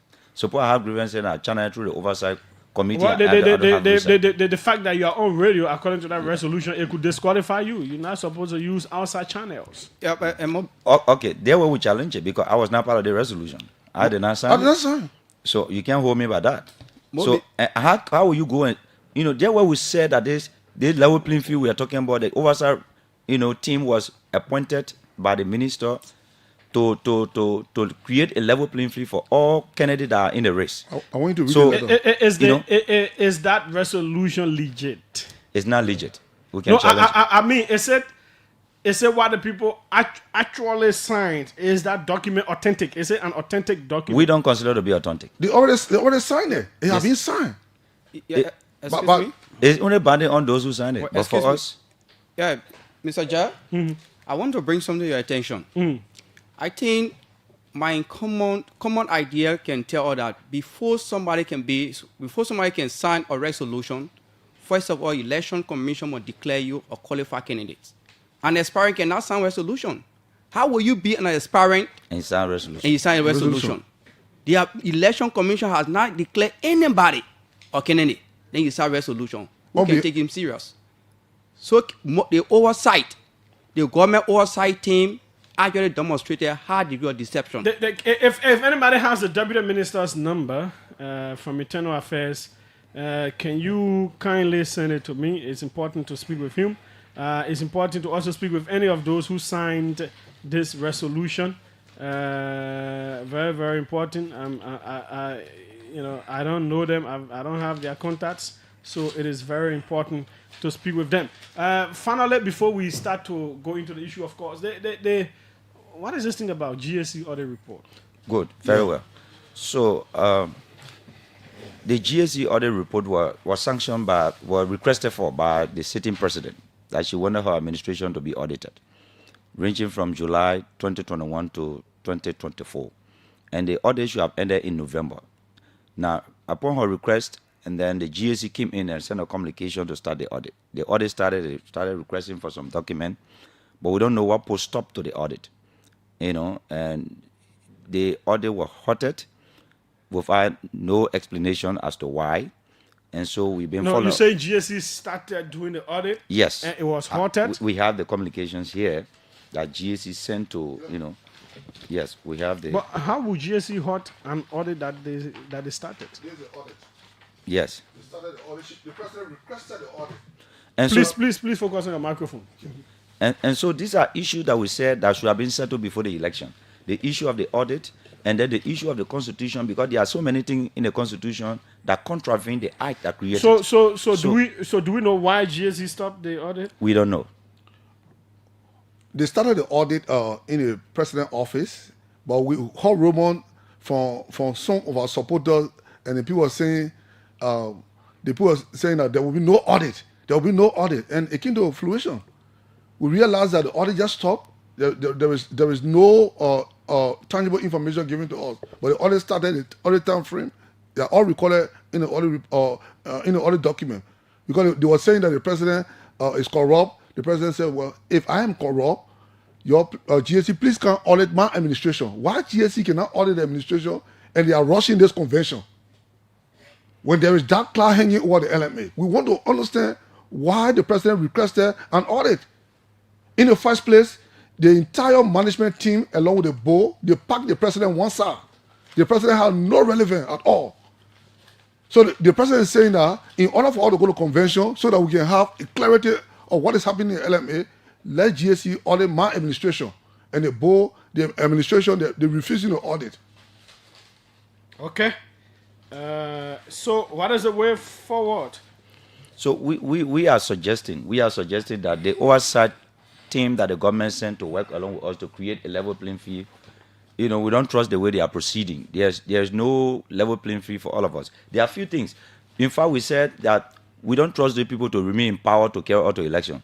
And they said in the wisdom of the president of the Republic of Liberia, Joseph Juma Boakai, has sent, a word to the MRA boss, Honorable Numaling, to set up this team to work along with them, that they should stay in power.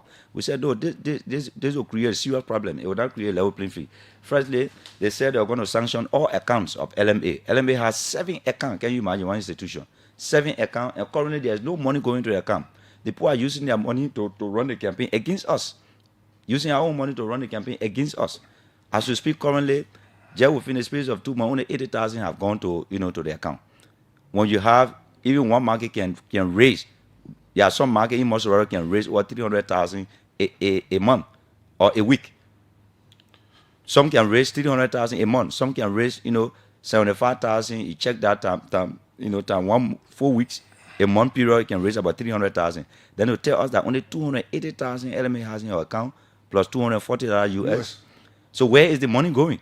And they told us, the OSA team told us that all these things were being handled, that nobody will use LMA, penny to run campaign. Everybody will use their own money from their own pocket. While we are trying to run campaign, the people are enjoying themselves with the finances of LMA and running against us, going all around the board chair, going all around, hosting, how they call it, petition program rally, and we have tickets here. They're charging people $2,000 for development, ticket. Okay. Right? So there's no level playing field. So we are saying that the government should come in. If the president listens to us, we want an interim team. We want a balanced interim team that will create a level playing field for all of us. We don't want to say we want to challenge the president's wisdom. So you want that interim team to serve up to December. There are unfinished businesses that need to be, looked into before we go to election. Like the audit or like the audit. I don't know. Let me see. George Bampin is supposed to be the spokesperson of the GAC. Like the audit, like the constitutional crisis, constitutional issues in the constitution that are creating, plenty of people crisis. got to reach out to. There are plenty of claims are made. There's a letter that was forwarded from Edward K. Moloba, but I just want to repost on the second to the last paragraph. He said, your presence is not only requested but essential for the success. Who was that letter going to? Going to Alice Iban. Because who is Alice Iban? Alice Iban is the former president, requesting her to the meeting, a stakeholder. So your presence is not only requested but essential for the success of our oversight initiative. This meeting offers a unique opportunity for all parties to engage directly with the government oversight team to ensure that no voice is left unheard in this reform process. How can you prepare a document like this and you are doing different things? There no one voice will be left alone or will be heard. And right now, he's not even calling upon us. He's only dealing with the board, the CEO, and the president. And kind of think about it. All of the resolution we call it, behind the scene. You had a meeting on the 10th, and then you agree on a new date for the election. Up to now, we are not being communicated to officially to inform us. You say candidate qualification and registration is on the 9th of March. Up to now, we have not gotten that information. We're not hearing it in gossip. So when are you waiting for? Are you jamming us when you are already have a meeting with a board chair that is contesting and the president? Okay. So you're giving an edge over us. This is the conversation. It seems that what I want to assume, Mr. Marba, maybe is playing a game with us. That's how I want it to be. Okay, we are trying to reach out to him. I sent a message. I've sent a message as well to Madam Sambola. GSC people, they usually are listening. Did they start any audit on LMA and halted? It's important for us to get that. But let's see. I've sent him a message. I've not seen a response. Let me try to call and see if he will answer. I'm talking about the deputy minister. I hope this is his number that someone sent me. And also, so we're trying to see. This is the OK conversation on OKFM 99.5. We have, should I say, some aggrieved members of LMA? Are you aggrieved? We are disappointed, and you people are aggrieved. And there are other issues, Clara, Julius, you need to know about. Which one again? There are some personnel of LMA that were unlawfully, suspended, some were dismissed on ground that they are not supporting the current leadership, to their election bid. And so they were suspended. He's one of them. He's a suspended HR, And then we have a couple of them from the market level that have been suspended. All the issues we said will have been handled. They will have reinstated these people. Up to now, they have not received call for any investigation by the oversight team. And then we're talking about going to election. Almost like kissing men say plaiting hair unless, the hair will never stay. What does that mean when you plow hair? When you plow hair unless, when there's less in your hair, you plow hair. You'll be scratching it, the hair will losing. So it means things are not being done properly. So we cannot go to election, all these fraud, with all these, misunderstanding and tried twice. unsettled I've issues. messaged the deputy minister folks. I've called twice, no answer, no response to the message. Let's try Madam Sambula as well, no response to the message, but let's call and see. And before please talk to her. While you are calling, I just want to read Article 3 of the LMA Constitution again, because this is a constitutional matter. This bylaw and constitution shall serve as the supreme and organic law of the Liberia Marketing Association Incorporated, and shall be binding on all members and officers of the association. Any other documents or instrument formed to be inconsistent with this document. Let me just show you that we have Madam Sambula on the line. I sent you a message. I don't know if you see it, but I have some of your.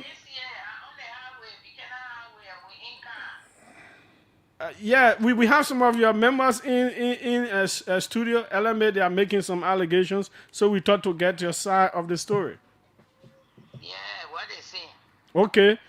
One, they say your time finished according to your constitution since you became president, and you people signed some kind of resolution to have election on a particular date, and other people were not involved.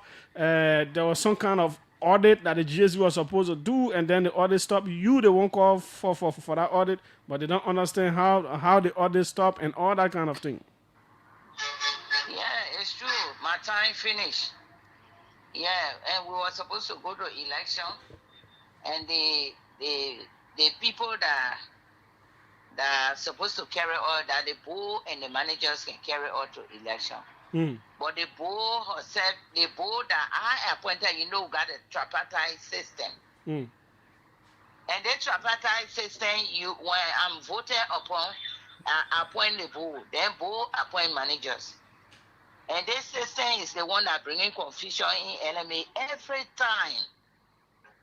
Because when you appoint managers, managers are not loyal to the president, they are loyal to you. So, in this light, all the managers that were appointed by the board director that we had there, they were the ones that were working with her during her 9 years' time. Before she left, Alice Yeban came, confusion came. Then my tenure again, I was very peaceful, but the same thing, confusion was wanted to spark off. So that's how we went to the internal affairs, we told internal affairs to intervene, because you can be a board of director I am the sitting president, then you're running against me. You're running to be president, and I am on the seat, then you want to unseat me. So I told her that you can carry us to election. The best thing is that a neutral body carry us to election. So this neutral body came in, which was appointed by the Honorable Miss Newman, which he did well. He brought the conflict down. But my time finished, to be frank. So you're supposed to have your election last year, right? December. Now, according to the act, it's supposed to be December. But the constitution are made, the constitution is different, then the act is different. And they say they found a resolution to be having election in February. And the resolution can be higher than the act. So this was the problem that we had in the meeting. But you assess on the resolution for election in Majo. Yeah, I don't have to be a problem. I don't have to be a problem. Because the problem, they are looking at me to be the problem. And I told the people that I will be peaceful. So I signed the resolution. I'm going to march to the election. But the only part that is that they are saying that they were not part, and they are people that want to go to election along because they are candidates too. They were not involved inside the signing of those documents. So, and I was not the one that was heading that department. So the person that heading it Minister Edwin Moleba. So that he the one heading it. And the question not supposed to be thrown to me is best thrown to himself. Yeah, and you are part of the meeting too. They say you should continue serving until after the election. Then the people that will win and they will put in office. Yeah, that's what they say, and we agree on it. All agree. So all the stakeholders, were they part of this resolution process? No, the stakeholders were not there. Only few of us. The manager, the board, and the assembly. And even the assembly are only 2 members, one secretary and myself. So like you yourself are not happy with the whole process? I'm not happy with what to do. I don't know what to do. So I don't want to be called that you are the problematic woman. So that's why I said. Yeah. Okay. So finally, on the audit business, what thing happened? Was the audit halted? Yeah, the audit was halted by the board. The board and the manager said they can't submit their set to audit. The manager called me. There was confusion. It's a confusion. Okay, like Alice Yeban was collecting $10. He able to pay. She was able to pay her people for the $100 from 5,000 up. But we collecting $20. We dropped to 4,000, 5,000, 3,000 to some of the market. So and we were not paying the people. 2023, 2 months remain. We never pay the people. 2024, 2 months remain. We never pay. And now said 2025, we stay due the people. But nobody able to talk when you thought they would move you from the job. Yeah? So, because of that, I told them, I said, but why is it that we're not able to pay our people? It's better for us to audit the system. So I went to President Bwaka, I told him that audit, I wrote a letter to GSC for GSC to come and audit our system. And the reply that was given to me, I carried to President Bwaka. But from that time up to today, even the GSC went there and told them that the president told them they will not pay no money, they should audit the system. They refuse. And they are powerful more than me. Okay, man. Okay, Papa. What thing you not to touch, Jana? No, I said the people are powerful more than me. The people myself who are they are not paying me for months. I stay crying behind them for my pay. So that is. Okay, man. Thanks so kindly for your honesty. We sincerely appreciate it. Okay, thank you too. Okay. Let me speak with the GAC as well. I think Edwin is the spokesperson. Edwin, welcome. Yeah, good afternoon, Julius. How you doing? I'm fine. The GSC was supposed to audit the LMA. We are hearing that process was stalled. What's the reason? Yes, you are correct, and what the president of the LMA just stated, somehow correct. Last year, the president of the LMA asked the GSC to audit, and when the GSC went in to audit the system, there was no understanding between the president and that of the board. So based on the disagreement between the two parties, the GSC couldn't continue the audit because the audit cannot be done when both parties are loggerhead. So it was based on a perspective that the GSC would do for the audit. And we look forward to see how best the matter can be resolved. And if it is resolved, we can go back to audit the LMA. But the GSC cannot audit in the midst of confusion where both parties that should be participatory in the audit are not in one agreement. So that's the reason why the audit was halted. Okay. Thanks so kindly, Edwin, for corroborating that information. Okay, so we've heard from the GSE. I think we can now have Deputy Minister Edward Morba. I think we can speak with him now. Let me call him up. This is the OK Conversation on OKFM 99.5. We're trying to understand issues of the Liberia Marketing Association. We have with us Deputy Minister Edward Morba. Is this you, sir? Yeah, this is Deputy Minister Marva.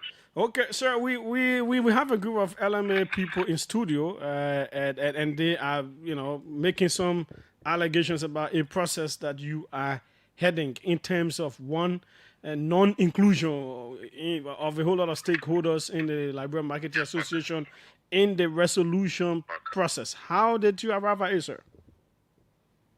Well, let me first of all say that I'm traveling, actually coming from out of town. Okay. So, but good that you called me. So let me say that there is an oversight government team established because of emerging issues within the LMA. The LMA has three structures consistent with their own bylaw and constitution. The executive committee, the board, and the management team. And as such, before any, look, I'm on the line, okay? Before there's any convention, that means any election, normally they go to a convention. Sometimes 2024, thereabouts, they had a convention in Lofa and agreed to a resolution to have an election done in February, the third week in February. So having reviewed all the different emerging issues and having had meetings with the different stakeholders, including the very people in that studio, all right, we decided that we'll consult on a case-by-case basis those who have interests as far as we're concerned, those who want to run, and all of them will consult on a case-by-case basis. And who declared to be an aspirant, to the best we know, we don't know who is an aspirant. On that such time where an election process open, then we'll know who is an aspirant. So the resolution that called for an election that week could not be held in light of all the emerging issues. So we decided that it's important to do a nationwide consultation because LMA is not just Monrovia. We also need to have perspectives from LMA across the country. Because like one of the speakers said, we don't want any voice left behind. So in light of that, coupled with other administrative issues, the legitimate or the stakeholders, those three different structures with their representatives met and said, look, it's important for us to push the electoral time as into March, the third week, the 28th of March, to allow for that consultation across the country to take place. I called Alex Yuba, who they represented. She said she was sick. I called Mrs. Yende. I couldn't get her.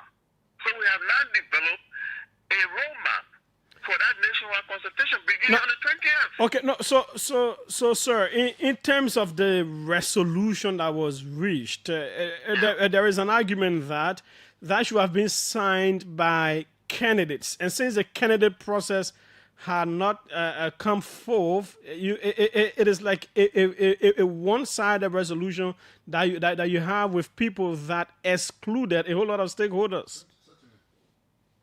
So how a candidate can be determined? It's determined when the electoral process is open.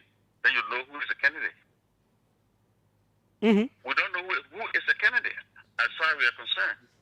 So that's why we are initiating a nationwide consultation. And then to inform the election committee established. But can you do all of that between here and the 28th of March for people to even campaign and all that? Yes, that's what we're doing.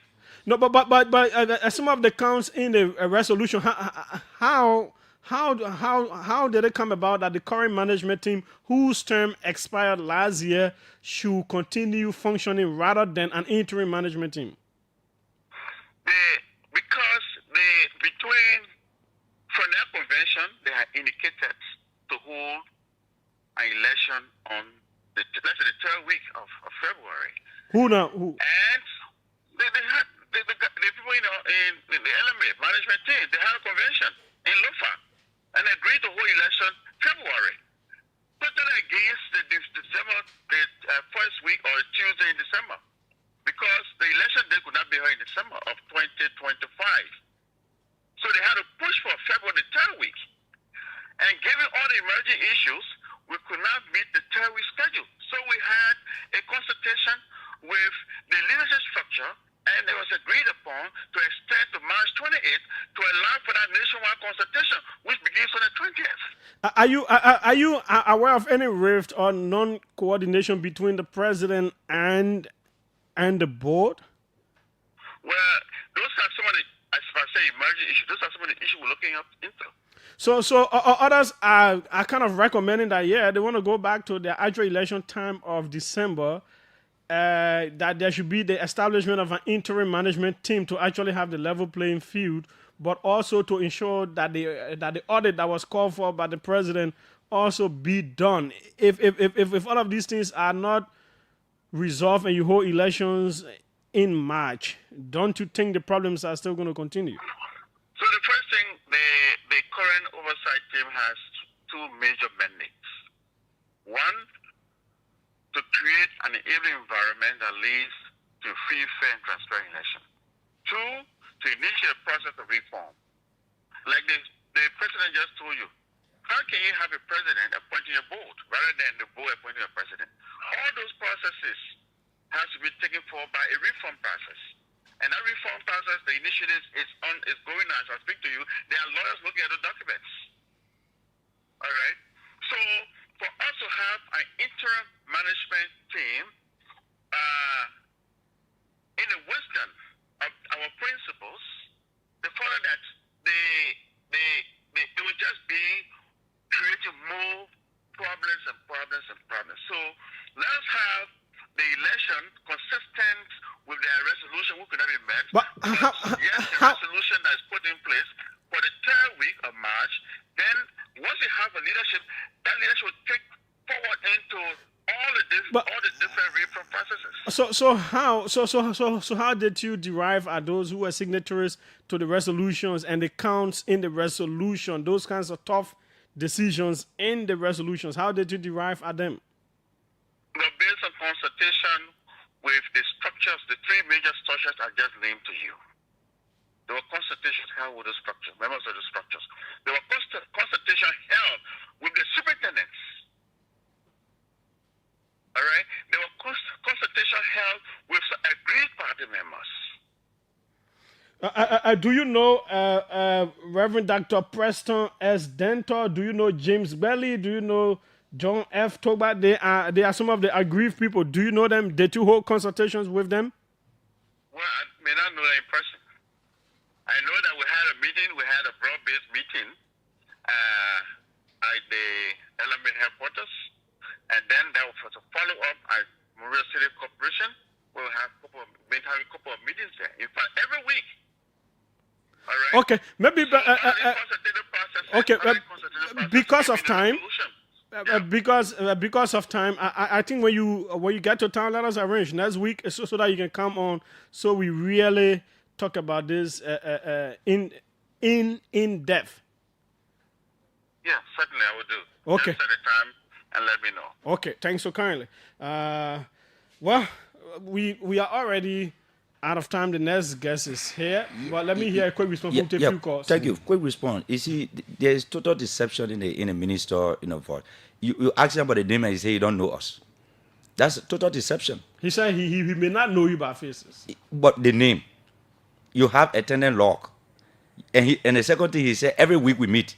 Have you ever met with him before? Since they met on the 10th, where they signed that resolution, we have not received a call, and he assuming that he called Ma and Yene and Annie could not be gotten. That is not true. He said, call Alice. Alice gave excuse. No, we have been yearning for this meeting, for follow up to have the date, consummated on the date, and even the calendar of event. We have been requesting for those things. Now you have a meeting on the 10th. Today is the what? It's the 18th. We have not received call, to inform about the resolution, and you're telling us that you have consultation with us. That's total. Why is a level playing field? So you giving the two candidates, more credence that time has expired, and we are being agitated that they should leave, and then you said they should stay in power to carry out the election. And on top of that, you are having consultation meeting with them and having consummating, agreement by resolution, which we are not part of. So are you going to bound up by the resolution? Okay. And Kennedy have not been qualified and is signing. Who's supposed to sign resolution in an election process? Is it superintendents who are not contesting? I think it should be candidates that have been qualified already. We shall reach to the point of qualification of candidate. Then before we sign resolution. These are errors that we see and we decide to talk about. Okay, let's take a few calls. Certainly. 777-700-995, 555-995-995. I've already eaten my next guest time. He has been here long as well. Just few calls, 2 or 3. Yeah. Then we wrap up with them. This will certainly continue. A Pandora box has been opened. So next week again, I'm sure we will continue with it. Welcome. Let's hear you. Okay. Good afternoon. Yes, go ahead. Let's hear you. Okay, my brother is still. This is Josephus P., the political advisor for the Vice President's office. I'm also the focal person on LMA.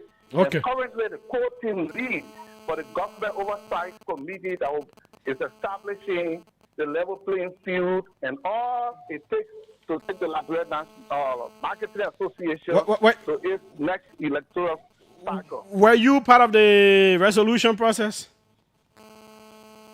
Hello? Were you part of the resolution process?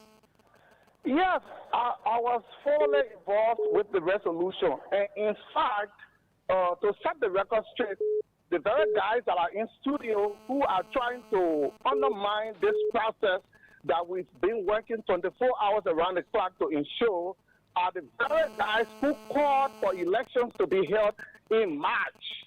Because there are several documents that were also corroborated by the Benjamin resolution calling for the LMA elections to be held in February 3rd week. Given the circumstances, just as the team lead, the Honorable Mortal explained, we thought that it was not feasible to have elections the 3rd week of February, and we had a joint meeting. And it was agreed upon that the elections be held the 28th of March. And the guys that are talking there, they should know that we as oversight, we are also working. Were they part of the resolution process?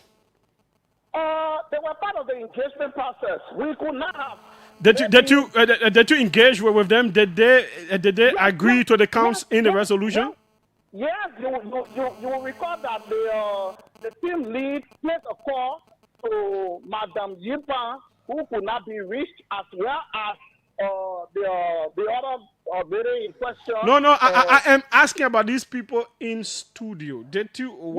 That's in studio, my brother. Let us not say is state. The people that are in studio there, there is no definitive name for them. There is no role for them. In clear terms, in clear mind, we think there are people who want to just undermine a legitimate process. Okay. They are not contested. They are not candidates. There has been no establishment of rules. But wait, sir. How do you know who the candidates are?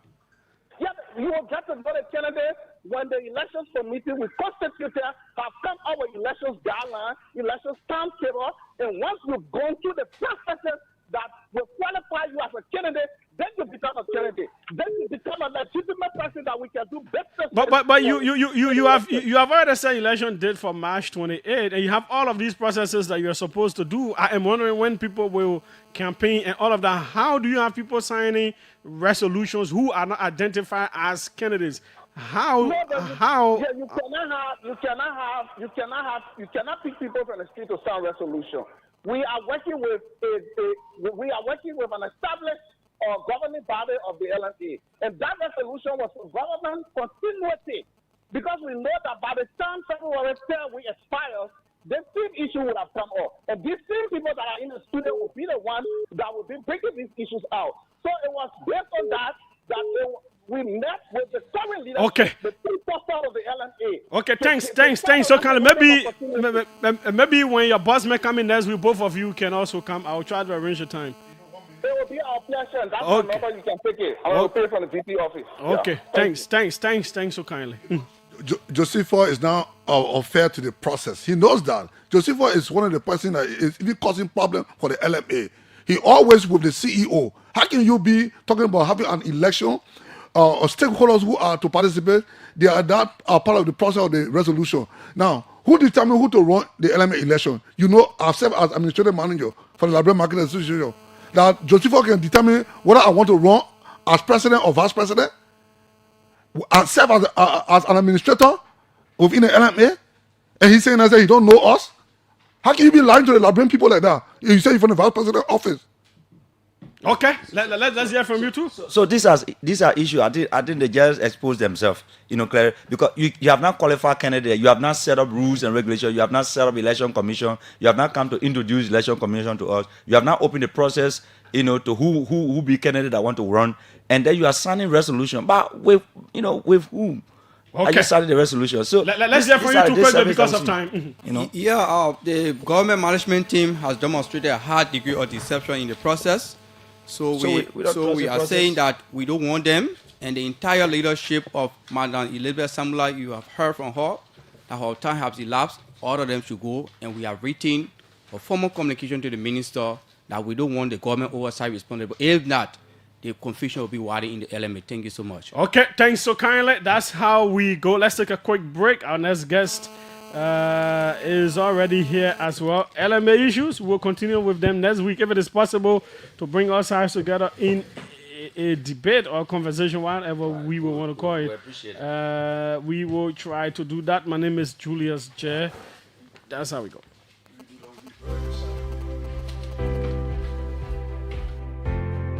Your favorite RLJ Kenneja Resort and Villas is new and improved with top-notch first-class services guaranteed to make you feel pampered and special as our royal guests. Ideally located on the RI Highway, a few minutes drive from the rehab junction, right in front of the Atlantic Ocean, you are assured of a peaceful, serene atmosphere of a home away from home. The ingredients for our Liberian meals are freshly picked from our garden to give you that unforgettable taste of Liberian cuisine. Our villas are designed and equipped to ensure every night spent with us is a memorable one. We are well positioned to host conferences and seminars of all sizes, as well as outdoor events like garden weddings and parties. Book your upcoming events and leave the rest for us to handle with 100% satisfaction guarantee. You can reach us on 0770-533-415 or email us at reservations@kennejaresort.com.lr. Visit our website on www.rljkennejaresort.com.lr. RLJ Kenneja Resort and Villas, for memories worth repeating.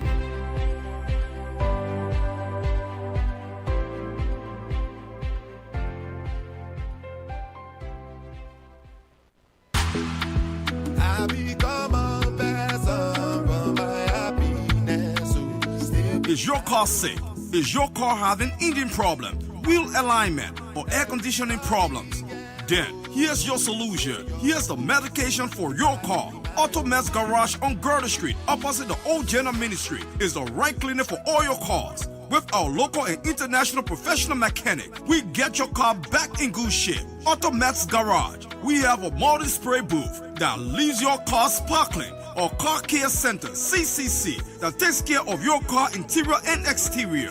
We get your car the modern rims and doors handle. Let's just say we pimp your ride. Make your car look modern at Automed's Garage on Girder Street. We have a professional tire center that change your tire in no time with our state-of-the-art diagnosing machine. We know exactly what's wrong with your car. No guessing.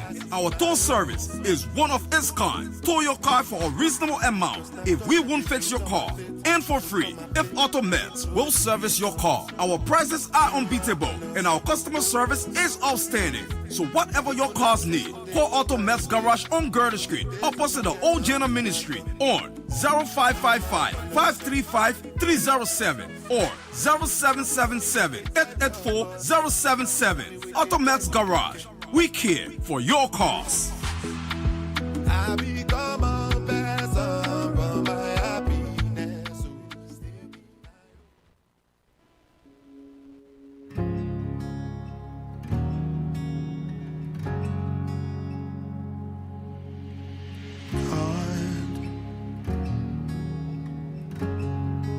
Don't give up on me, yeah.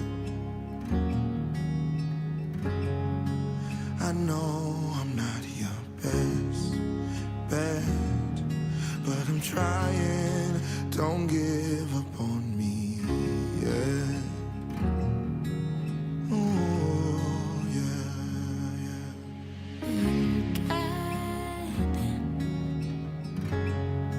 Don't leave me here alone. I know I need, God don't give up on me yet. and I'm trying, but don't. Our next guest is here, Alfred Johnson.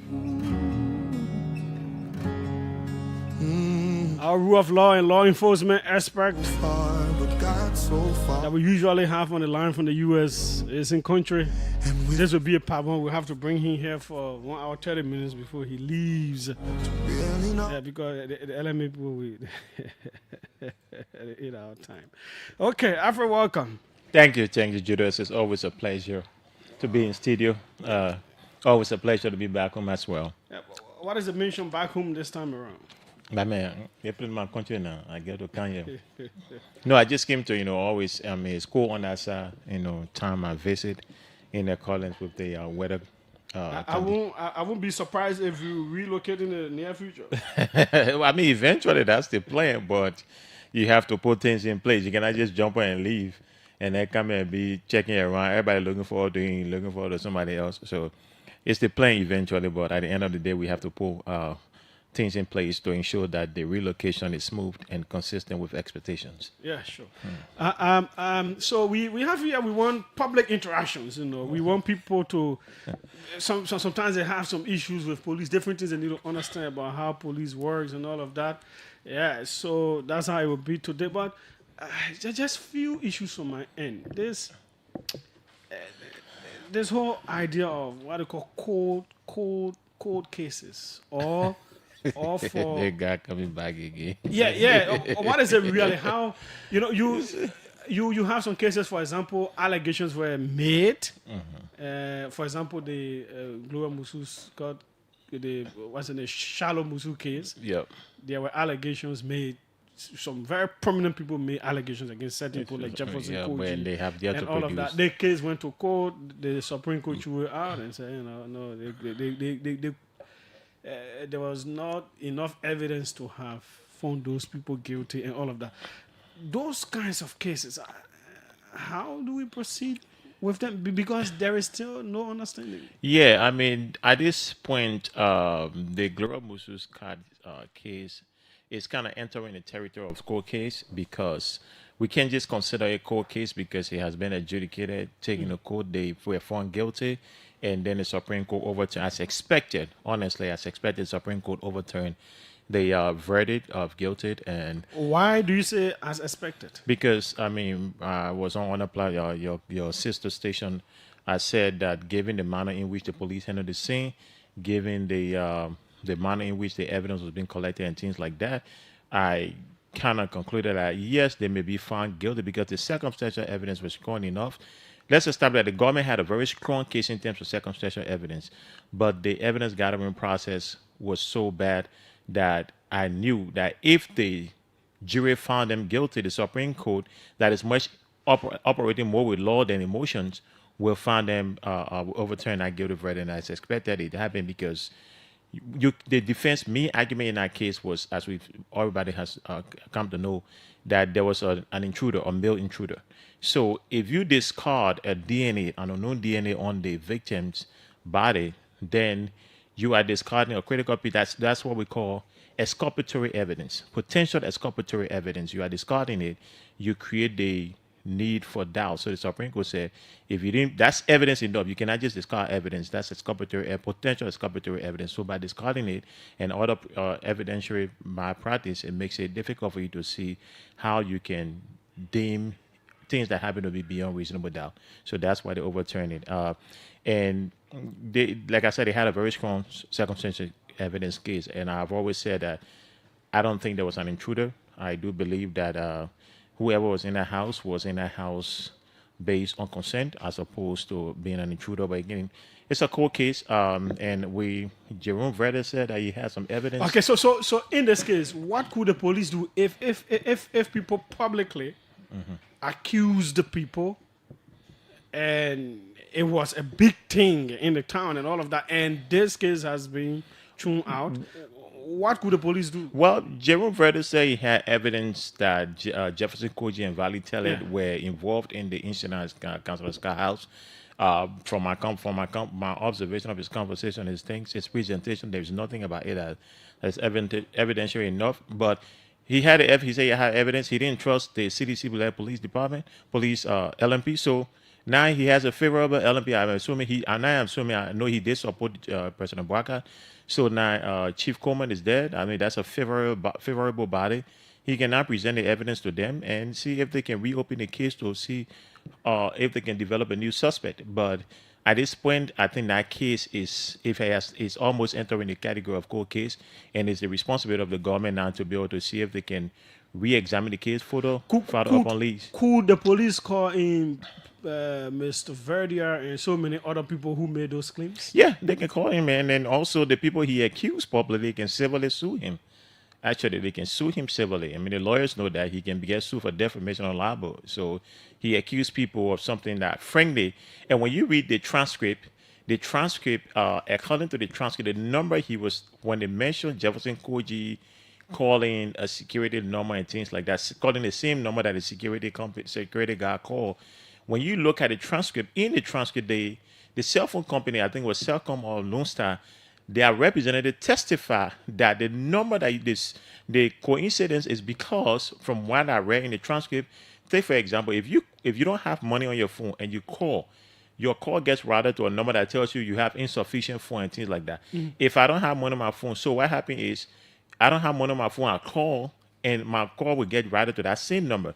So it appears that we both called the same number, but we did not call the same number. It was an automated number that your calls get routed to according to the testimony provided by the GMCell company's representative. So there is nothing linked. It's not like they call an actual number that is registered so somebody know. It just it got routed to an automated number informing them that they did not have money on their phone. I mean, they didn't have credit to make the calls, so they can recharge. So that's the only connection they had, and the connection was not even there. So in my view, honestly, from what I've observed, there is nothing pointing to Jefferson Koji or Valley Teller that they were involved in the incident. The description of the situation, according to Councilor Scott, that she pepper sprayed the suspect, when he was leaving the house. When you read the transcript, the security guard said the counselor was, when they were trying to enter the house, the counselor was the one that gave them the key to enter the house. So the house was locked. No guy who's committed a murder will run and then lock the door. It's not possible. And the neighbors could not gain access. They had to pry open the iron bar to be able to gain access to the place. So, and then when you pepper spray somebody, in my training as a law enforcement professional, when we were training at the academy, they pepper spray you and they tase you, so you can understand the impact. So they can do all that thing to you people? Oh yeah. They don't shoot you now, obviously, but the pepper spray that joke? Yeah, they pepper spray you and they shoot you because they want you to have an understanding of the impact of the weapons you are carrying, because you carry pepper spray, you carry taser. They incapacitating nature of these things. So I have been pepper sprayed, and you very like bro, yeah, right? You small, you get pepper, small pepper go in your eye. You see how low bit uncomfortable it can be. Imagine, according to the counsel, she pepper sprayed the person directly in the eye. The girl was stabbed 9 or so times. The kind of blood from being stabbed 9 or so times is a lot. How can somebody who got pepper spray, who has blood on their hand, who stabbed somebody in the house all the time, leave the house without any trace? No blood trace on the porch, nothing like that. None of these things like that. Everything is right within the house. It's not possible for you to escape after being pepper sprayed without touching something and your blood, the marks, your hand mark, everything leaving in the house, or you breaking down the door. It's not possible. When you look at it, I did go to the house. I didn't enter the house, but I look at the fence. I said, it's not possible for this guy to scale this fence after being pepper sprayed, as the counselor said. So again, like I've said, the case for, in my view, is it remains something that is open. It remains something that I do not believe that it was an intruder based on the evidence presented. But it's in the hands of the Liberian National Police to do the investigation and see if they can develop new suspects. The cases with the auditors as well. There were autopsy reports. People in the opposition at that time clearly went against those reports. They think certain people in government may have dispatched people to kill some of those. You see, some of the cases, sometimes you don't blame. Excuse me. You don't blame the opposition, because everybody will take advantage. Unfortunately, oppositions take advantage of things like this. But it was the responsibility of the Liberian National Police then to conduct an effective investigation. Like I said to Kevin, the case with Gifty Lama and Abo Pite, that's one of the cases the government should have really, government had us. It's entirely possible. That case, there's enough evidence to suggest that possibly it could have just been accidental death. There is also evidence to suggest that it could have been killed somewhere else and brought in that car and set up and things like that. But the point here is the government had enough information on that case to conduct the investigation in the most effective way. But as soon as I watched the video and saw LMP guy getting in the front seat of the car, that dead body was just in and decided to drive the car on the tow truck, but the government didn't invest in the case. So you cannot, as an investigator, you get on the scene of an incident and the vehicle, you allow the vehicle to be tampered with. You allow yourself to get in the vehicle. You don't know how many DNA evidence you're tampering with. You allow all kinds of people to touch the car. Once I saw that, I said, but then the whole thing is going sideways now. Yeah, so that case was a case where the government had enough. They really could have made their name on it, but they failed to do that. And that's when things started going down here. And then the Batin-Yiswa situation falling from the say against. I'll tell you this, if I'm reopening that case, if I'm LMP reopening that case, the person I'm going for the last person who was seen with Batin-Yiswa, according to her, the girl who did the interview on Spoon TV, I just forgot her name. Yeah, myself. Remember. That's the person. That's a serious person of interest in that case. Because she made a whole lot of claims and allegations. I don't know if she had a lawyer advising her before she went off Spoon. I don't know, but if I'm LMP, I'm digging on her. I'm bringing her in. Why is that important? Because she said too much. She said a lot. She was the last person who saw Batin-Yiswa alive as we know it. Because when he fell, he didn't die right away. But as we know somebody to be alive, she was the last person who saw Batin-Yiswa in a normal state. And she was near him in the bed. And some of the things she explained, the person got called. She has to provide clarity. Some of her things she said she has to provide clarity. So that's a good starting point for LMP. The Batin-Yiswa, that's a good starting point for LMP because she made a lot of allegations against Samuel Twe. I mean, she said Samuel Twe brother called. There were so many things she said that as somebody in law enforcement, I was like, I don't know you should say. I don't know if you should say that. I don't know if you have a lawyer. You probably want to get a lawyer before you continue this interview and things like that. But hey, in Liberia, everybody wants the 15 minute offense on the radio with. They don't understand the consequence without even realizing that it's a serious consequence to them. But before we go to the lines, when people make allegations against people of authority and then they are out of authority and they are in the country, they are available. Mm-hmm. Why is it there is not a pursuit now that these people don't have power and all of that? Yeah, but you have to understand now. You cannot. People can just take for example the situation Jerome Verde. He made allegations against Jefferson Koji and Valley Tele. In my professional opinion, Jerome Verde, unless he has something that we have not seen, Jerome Verde has said nothing that would even give me, as an investigator, that gave me the courage to even call Jefferson Koji into questioning. Jerome Verde said nothing. Because if you bring in somebody, you have to understand these people are protected to constitutionally. They have constitutional right. You don't just want somebody. I can't say Julius were involved in that one. I didn't provide anything beyond just accusing you. Then the police call you. You on your radio station. People call you. They keep you for 6, 7, 8 hours. But those are the things that the society believes, and then these But people get damaged. It's not. That's the thing, and that's why you. This is why people take people's freedom for granted in this place. People take freedom, people's respect for the rule of law, people's right take it for granted. There's no reason why the way he handled, the way he accused Jefferson Kony Valitele, I have not seen any evidence to support his claim. Nothing whatsoever. So you do not expect the only reason why LMP then called the bill under pressure. Jefferson Kony is mayor, he close to Joe, so you have to bring him in to show that you're doing something. But if under normal circumstances, you wouldn't want to bring Jeff because it's like, okay, what am I bringing him on? Based on what? Based on somebody saying that he was the one that saw Valitele about red. There is nothing. Like maybe you want to bring in and ask them where they were, cool. But the only person maybe I brought in a little bit was the Valitele, because Valitele, when he went to get that press conference, he kind of sounded confused too. I was like, dude, you don't have to respond today, but you responding to it now makes you kind of look some kind of way. That's the only person I brought in and have conversation with. But outside of that, what am I bringing Jefferson Kony in for? Nobody. There's nothing that was said about Jefferson Kony that was consistent or that even rise to the level of reasonable suspicion to give me reason to bring him in. So I brought him in. But again, the librarian and everybody just make accusations against people and they expect you to go with it. That's the same with the Brian McGill situation. I don't know this gentleman.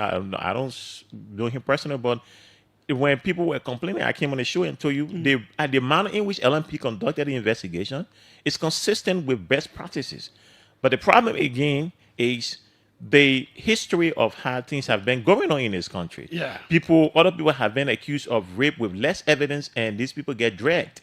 So why all of a sudden you want to follow the normal procedure that actually should be followed in rape investigation? They should be what LMP did is consistent with best practices. But when you decide to apply best practice to certain people and decide not to apply best practice to other people, then it gives you credibility issue.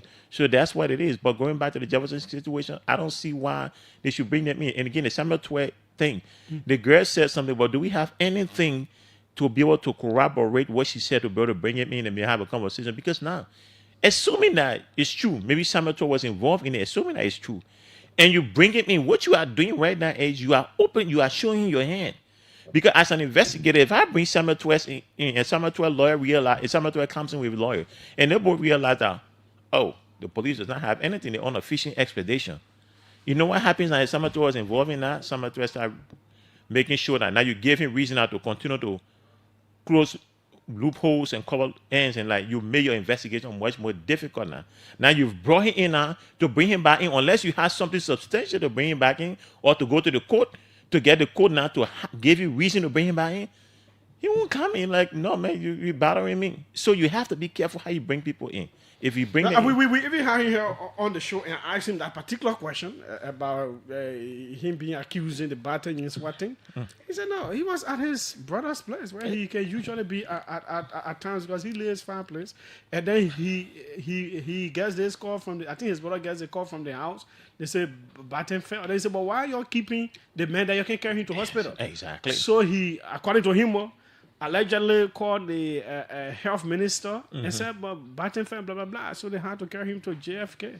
It was at JFK that he went and saw Batten. And so, and according to the lady who was last seen with Batten, as far as we know how being alive is, what he explained is consistent with what she explained. So let's assume that there is more to it. Now, her story plus Samuel Twe has to align his story with her story, and he's chilling.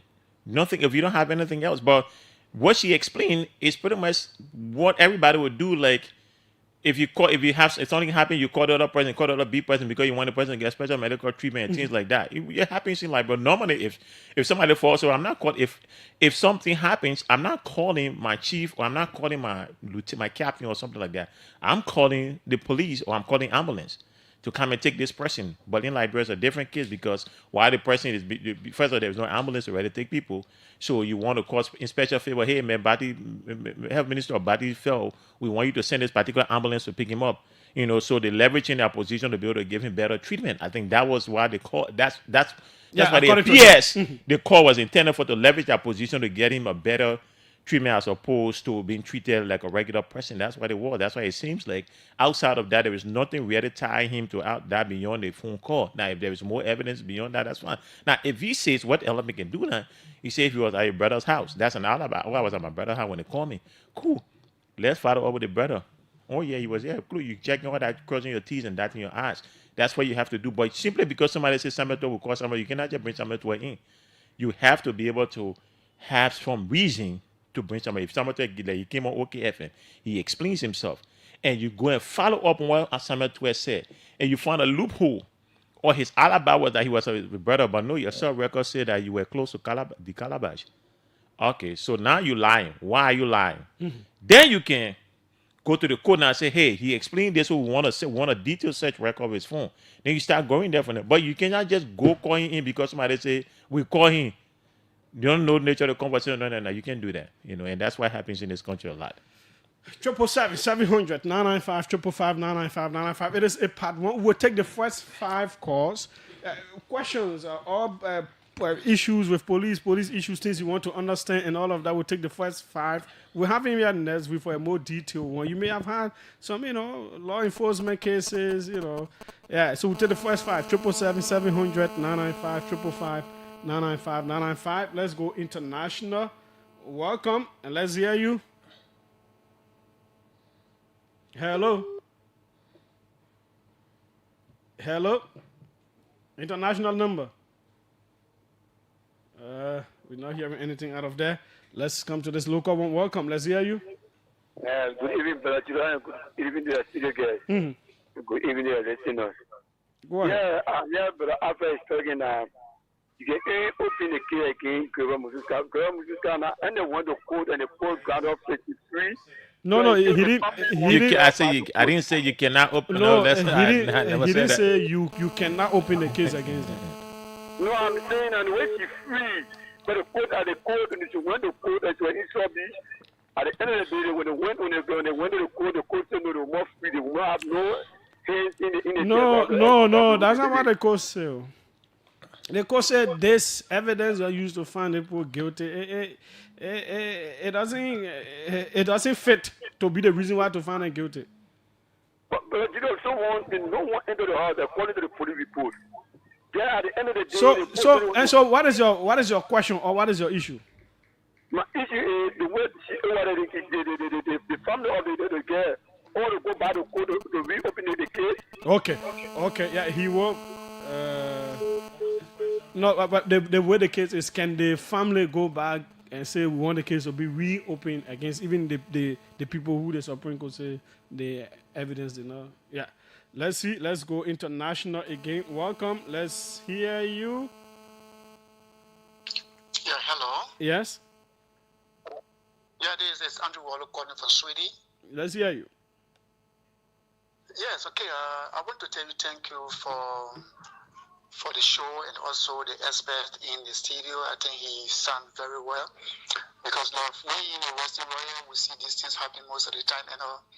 The crime scene in Liberia and what people accuse people and how people go on the crime scene is also a problem. Like for example, the Mususka's case and also like for example the Bati Minti or Bati Nyeswa and the Lofty case.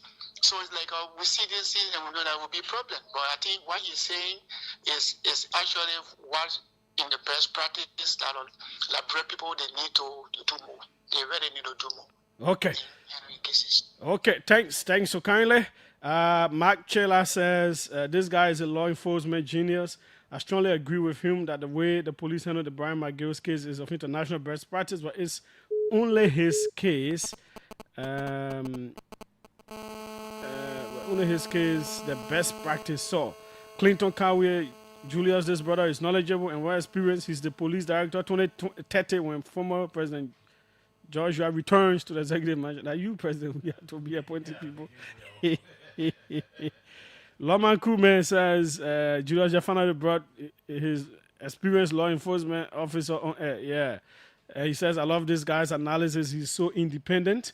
Let's go back international. Welcome. Hope we hear your voice this time around. Welcome. Julius, how are you today? I'm fine. Go ahead. Great. My name is Elston Legend. We said I'm calling from the USA. Let me firstly greet my astute brother, a son of the soil, out in studio. Listen, a lot of things kind of goes differently in our part of the world, and it's simply because of the harsh reality. We have a very low literacy rate. So, like he explained earlier, investigator goes on a crime scene and tamper with the terrain of the crime.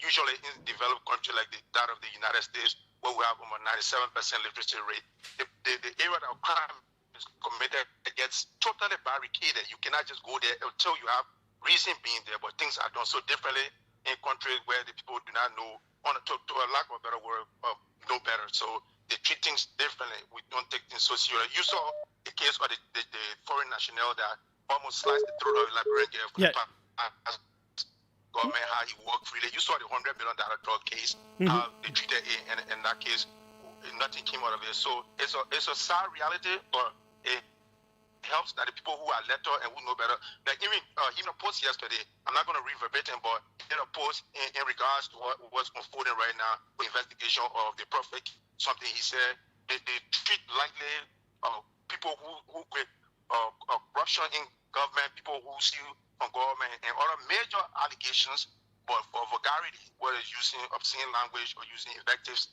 and it was so harsh and fast track, and they speedily investigated Prophet Key and incarcerated him. But they would never take corruption, that the direct cause of hardship in the country, seriously. It's unfortunate, but it is the kind of country we find ourselves, a very low literacy rate. So major things are treated minor, and minor things are treated severely. Okay. My brother, I appreciate your time again. Okay, thanks so kindly for your call as well. Senior man Hassan Ability says, Julius, the guy studio is right. Court cases generally are won by what one can prove and not what one thinks or believes. In international courts, the threshold of the burden of proof is even higher. Charlo Musu Scott did not get justice. There are expert investigators in Liberia who could have helped in that case. Also, the chain of custody of the collected pieces of evidence is very important. Handling it the wrong way can also damage a case. I like his line of thoughts. Welcome. Let's hear you. Well, good evening, Julius. Yes, go ahead. Hey, good evening to Alfred Judge. I'm Christian. Pray for enemy by and I do join the conversation this evening from the headquarters of the B Road. Julius, quickly, I got 2 questions for the veteran in studio. Julius, according to the lawyer representing the little girl that was caught raped by, allegedly by former ministers, the lawyer said that the police have closed the case and did not receive a report from the police. And he also mentioned that the police at first gave him a report. By that time, they were carrying on a preliminary investigations. When he went at the headquarters, the police gave him a report. After they claimed that the case has closed and they found the former minister not guilty, they have not received a report. Secondly, Julius, the lawyer also said that after days before the police requested for a DNA test, and he also said that specimens got expired within 24 hours. So how is it possible that the police can request for the DNA test after a days? Julius, clearly, the police also did not show videos evidence to the family when they were carrying on the investigation. So I think there's a little, we need very little clarity from the veteran studios concerning those things that I mentioned. Thank you for the opportunity, Julius.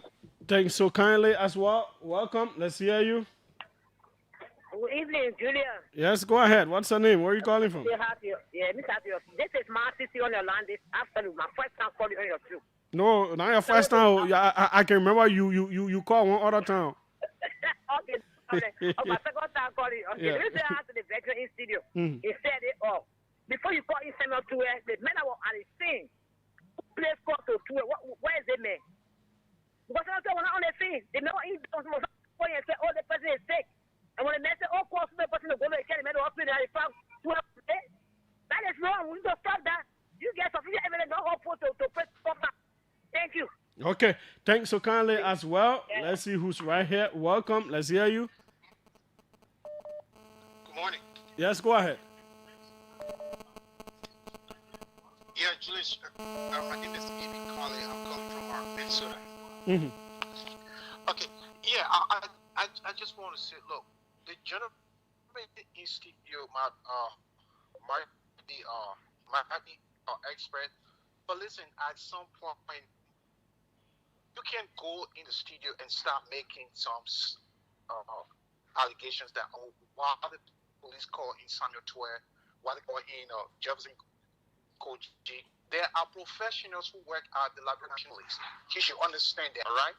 You should understand that in Liberia, there are a lot of atrocities that went on during those 6 years. The previous government was not doing anything to actually get their hands on these things. They should understand these guys were in high positions. And some of these people who died was closely connected to these people. Okay, if this guy who called Samuel Twer, why he couldn't call the head minister, why he couldn't call somebody else, but he had to call directly Samuel Twer.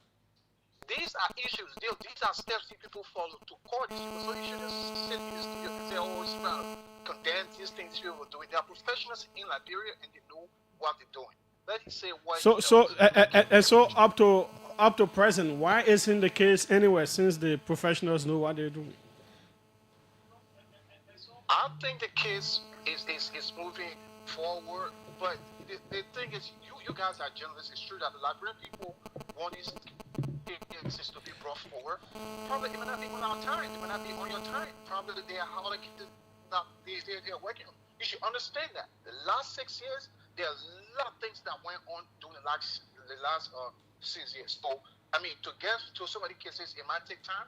And I do understand the Liberian people are very constrained with a lot of logistics and and different departments. But I want to believe that these cases will be brought to justice, or sooner or later. Do you have some evidence that you could aid the police with too? I followed the case, Julius. I followed all of the cases that happened. The one with the how you call it, the LCC, the girl and the guy who died on Broad Street, the Baptist one. I followed the cases, but the trends of evidence that was presented to the police try to follow those trends of evidence and make sure that these things come to conclusion. Remember, this government has not called anybody to accuse somebody directly. That should tell you that the government is doing a professional work. They are doing it little by little, and sooner or later, they might bring these people to justice. Okay. Thanks. So kind of we'll go back to you. Yeah, Julius. But let me just. I mean, the message. You say I might be an expert. So let me just give some background about me. Alfred Johnson, proud product of Everett Jenedon Goodyear Memorial High School. I hold my associate in criminal justice, my bachelor's in criminal justice. My first master is in criminal justice. I have a second in public administration and policy. I'm currently working on my PhD in Homeland Security Administration. I have been a police officer of the Prince George County Police Department for coming up 12 years. I rose on the rank of police officers to police officer first class, and then corporal, now sergeant, and now currently I'm a lieutenant command officer. Control 2 squads, shift 2 command. I'm the commander of the shift.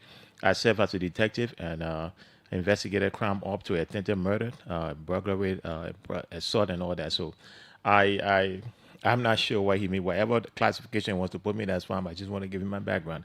Now, he said I alleged that I didn't make any allegation. I made it very clear that professionally, I don't see why they should call Samuel Twer in, because there was nothing, no reason why they should call him in.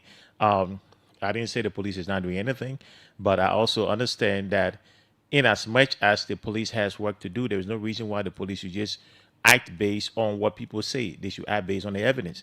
I'm not going to call somebody in without having anything to go by, because if, like I said, if I call them in and I don't have anything, they realize I'm bluffing, that person has an edge over me. As a detective, when I was a detective, I don't call people in until I have evidence. Now, when I call Julius in, I'm asking Julius questions to which I know the answers. If I ask Julius, where were you on Tuesday, January 5th? And Julius tells me, I was in studio. I have evidence that you were not in studio, Julius. You were somewhere in the good time. I'm not going to tell Julius that until Julius give me a story now, I present my evidence now. That means that's a kill shot. I finished telling Julius that, hey, I know you're lying. It weakens Julius' entire thing. You understand me? So I don't know what he's talking about. I'm just saying I wouldn't call somebody in for those kind of things. So again, he wants to pin me as somebody who is criticizing the government. I don't have a side. I was very critical of UP. I was very critical of CDC. I'm very critical of UP. So I'm very critical of law enforcement actions in Liberia, doesn't matter which administration. Somebody asked a question about can the family go back? I think that's case. It's a criminal matter, so the police has to investigate. Now, I think the pressing question was more over whether this person can be charged, the family again can be charged. Double jeopardy may kick in, but there are times where the lawyers may be able to help us out here if they can, one or two of them with the knowledge can call. But there are cases sometimes when a case is dismissed with prejudice, that means that case is dismissed permanently. That means they cannot go back. But without prejudice, that means to say you can go back and bring up charges against these people. So if a new investigation shows that the people were involved, then maybe the police can probably recharge them. But I don't know how does that will work in as it relates to double jeopardy. But that's something the lawyers can answer. When it comes to the girl rape, I don't think the police said. I don't think LMP said the case is closed. I think they clear Miguel as a suspect in the case. I think today they gave him a certificate. Yeah, they clear him as a suspect in the case. So that means, in theory, the case is still open. So once the case open, LMP has to be careful with how they provide evidence to or allow people to have access to the case photo. I give you an example, right? I found it very interesting. The Abba Peter and the Gifted Lama situation. One thing you did not see, and correct me if I'm wrong, the family of both individuals did not say much on the radio after a certain time. From what I've gathered, speaking to people there, the family were granted access, control access to the case for an investigation. According to I stand corrected. Again, I stand corrected.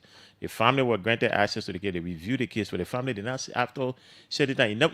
From other people, if you notice, the family did not say too much on air. You guys are in the media. Did you compare to others, given how high profile that situation was? The family, the level of media engagement that should have come from the family did not happen. I wonder why. Maybe because the family saw something we did not know and realized, okay, you know what, we believe what the police is saying and things like that. I'm not sure, but the family was not that engaging. With the situation with this little girl, I think what LMP does not have to take all the information and show it to the family.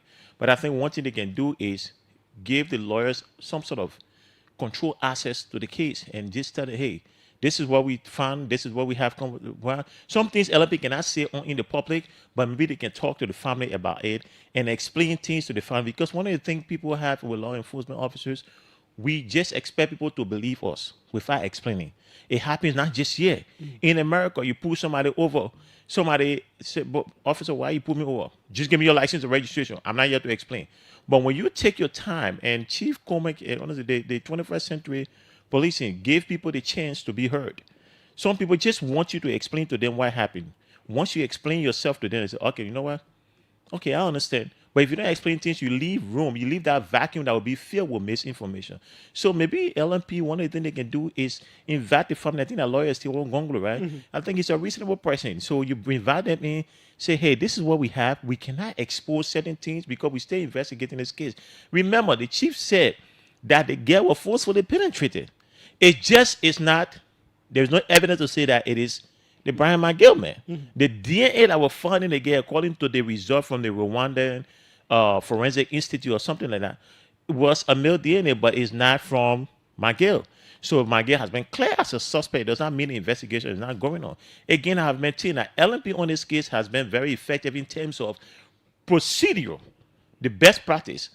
But the problem is, I think that what they can do is invite the family and have a conversation with them. They might get the same result as with the case LMP in the as with the case of LMP in the the Bati Yins. No, what is it? The Albert Peter and Gifty Lama situation. They can probably get similar result like that. So it's just about information dissemination and go from there. Okay. I think we just take one or two more. So, like we said, it doesn't have to be on the things that we spoke about. Different things you want to understand about policing and law enforcement. 777-700-995, That's what we're having here for an expanded one. Different things you want to know. Welcome. Let's hear you. Yeah, good afternoon, Julius. Mhm. Thank you. This is Edward Spencer Intro. And I want to say, I call from to go to Baton to be precise. Mr. Hassel to Mr. Johnson, I've been an Allen follower or my analysis. Sometimes, look, from the beginning, I was like, this kind of activity man in the board. But I don't know his profile, try to follow some of his analysis, regard to the with issue and stuff. I believe that it's a dependent couple. I have a question. Talking about, we'll come to that great issue, but I want to talk about the gifting Lama issue.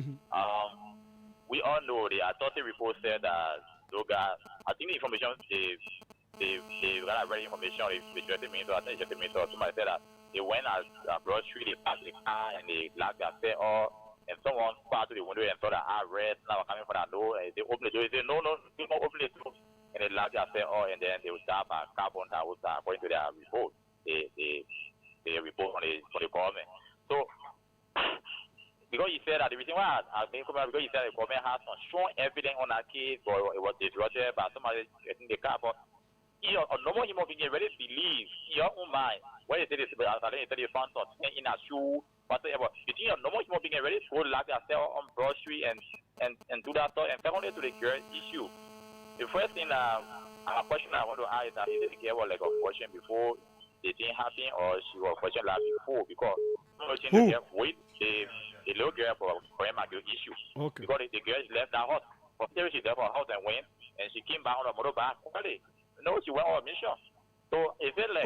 So you are concluding that she went on a mission? I'm not concluding. Is it the girl left the house and went to the hero and they don't about that you go on motorbike and the motorbike pulled down and she went. But you saying that she went on mission? Yeah, of course. I want to find out if she was question before it happened or she was question before. Well, that one, I think that the police get that other question there. But thanks so kindly. This will be the final one overseas. Welcome. Let's hear you. Yes. Hello. Hello. Yeah, you said what's the name? I'm Lawrence. I'm calling from Sweden. Okay. Yeah, Julius, I want to ask your studio guest. Before I say that, you can remember it was the same Jerome Florida who said it was the CDC coming that gave Quincy B, right? I really cannot remember, but I think those claims were around, yeah. Yeah, I should remember. It was the same person who coming against Quincy B that 2016. But they connected the power 2018. Okay, yeah. So, I want to ask the studio guest, how difficult is it to get a search warrant in America than Liberia? Search warrant. So you go to the court, you say, I want to search the person's house. Okay. How easy it is to get in Liberia and how difficult it is to get in America? Okay, thanks so kindly. Yeah, those are the kinds of questions. Next, we'll have in here different things, to understand about policing. Sometimes we just need knowledge on these things that we don't understand. Anthony Pala says, can you please ask him, it is not in passing, I'm asking, how he sees the case in the U.S. concerning missing Guthrie? Okay? Yeah, come back to it. So, thank you. So, if you don't mind, Julia, if you can just go maybe extra 5 minutes, because these two questions, and I want to talk something about. The news people will not allow. So, so maybe you can just answer one. Yeah. Then when we come next, we can start. So, yeah. So, when it comes to the search warrant issue, the search warrant is a process. It depends on what kind of warrant. If it is a residential search warrant, or you got DNA search warrant, or search warrant for phones and things like that. So the process for search warrants, it varies based on what kind of search warrant. The most difficult one to get is the residential search warrant, because you are entering the privacy of people's home. You have to, for that one, when I was a detective, I write up the warrant, tap the warrant, send it to my non-cop reads it, make correction, send it to the sergeant reads it, makes correction, send it back to me, I made a correction, send it back to the lieutenant does it, send it to the captain, then it goes to the major, they review everything, then we send it to the SOD team, they approve it, they will try to approve it. If they don't see as approvable, to send it back and all that. And then we have to have picture of the house on the warrant. We have to go there, scope the house and everything before the SOD team. They will decide whether it's a no-knock warrant or a knock warrant. Then we send it to the judge. The judge approves. So it's a long process.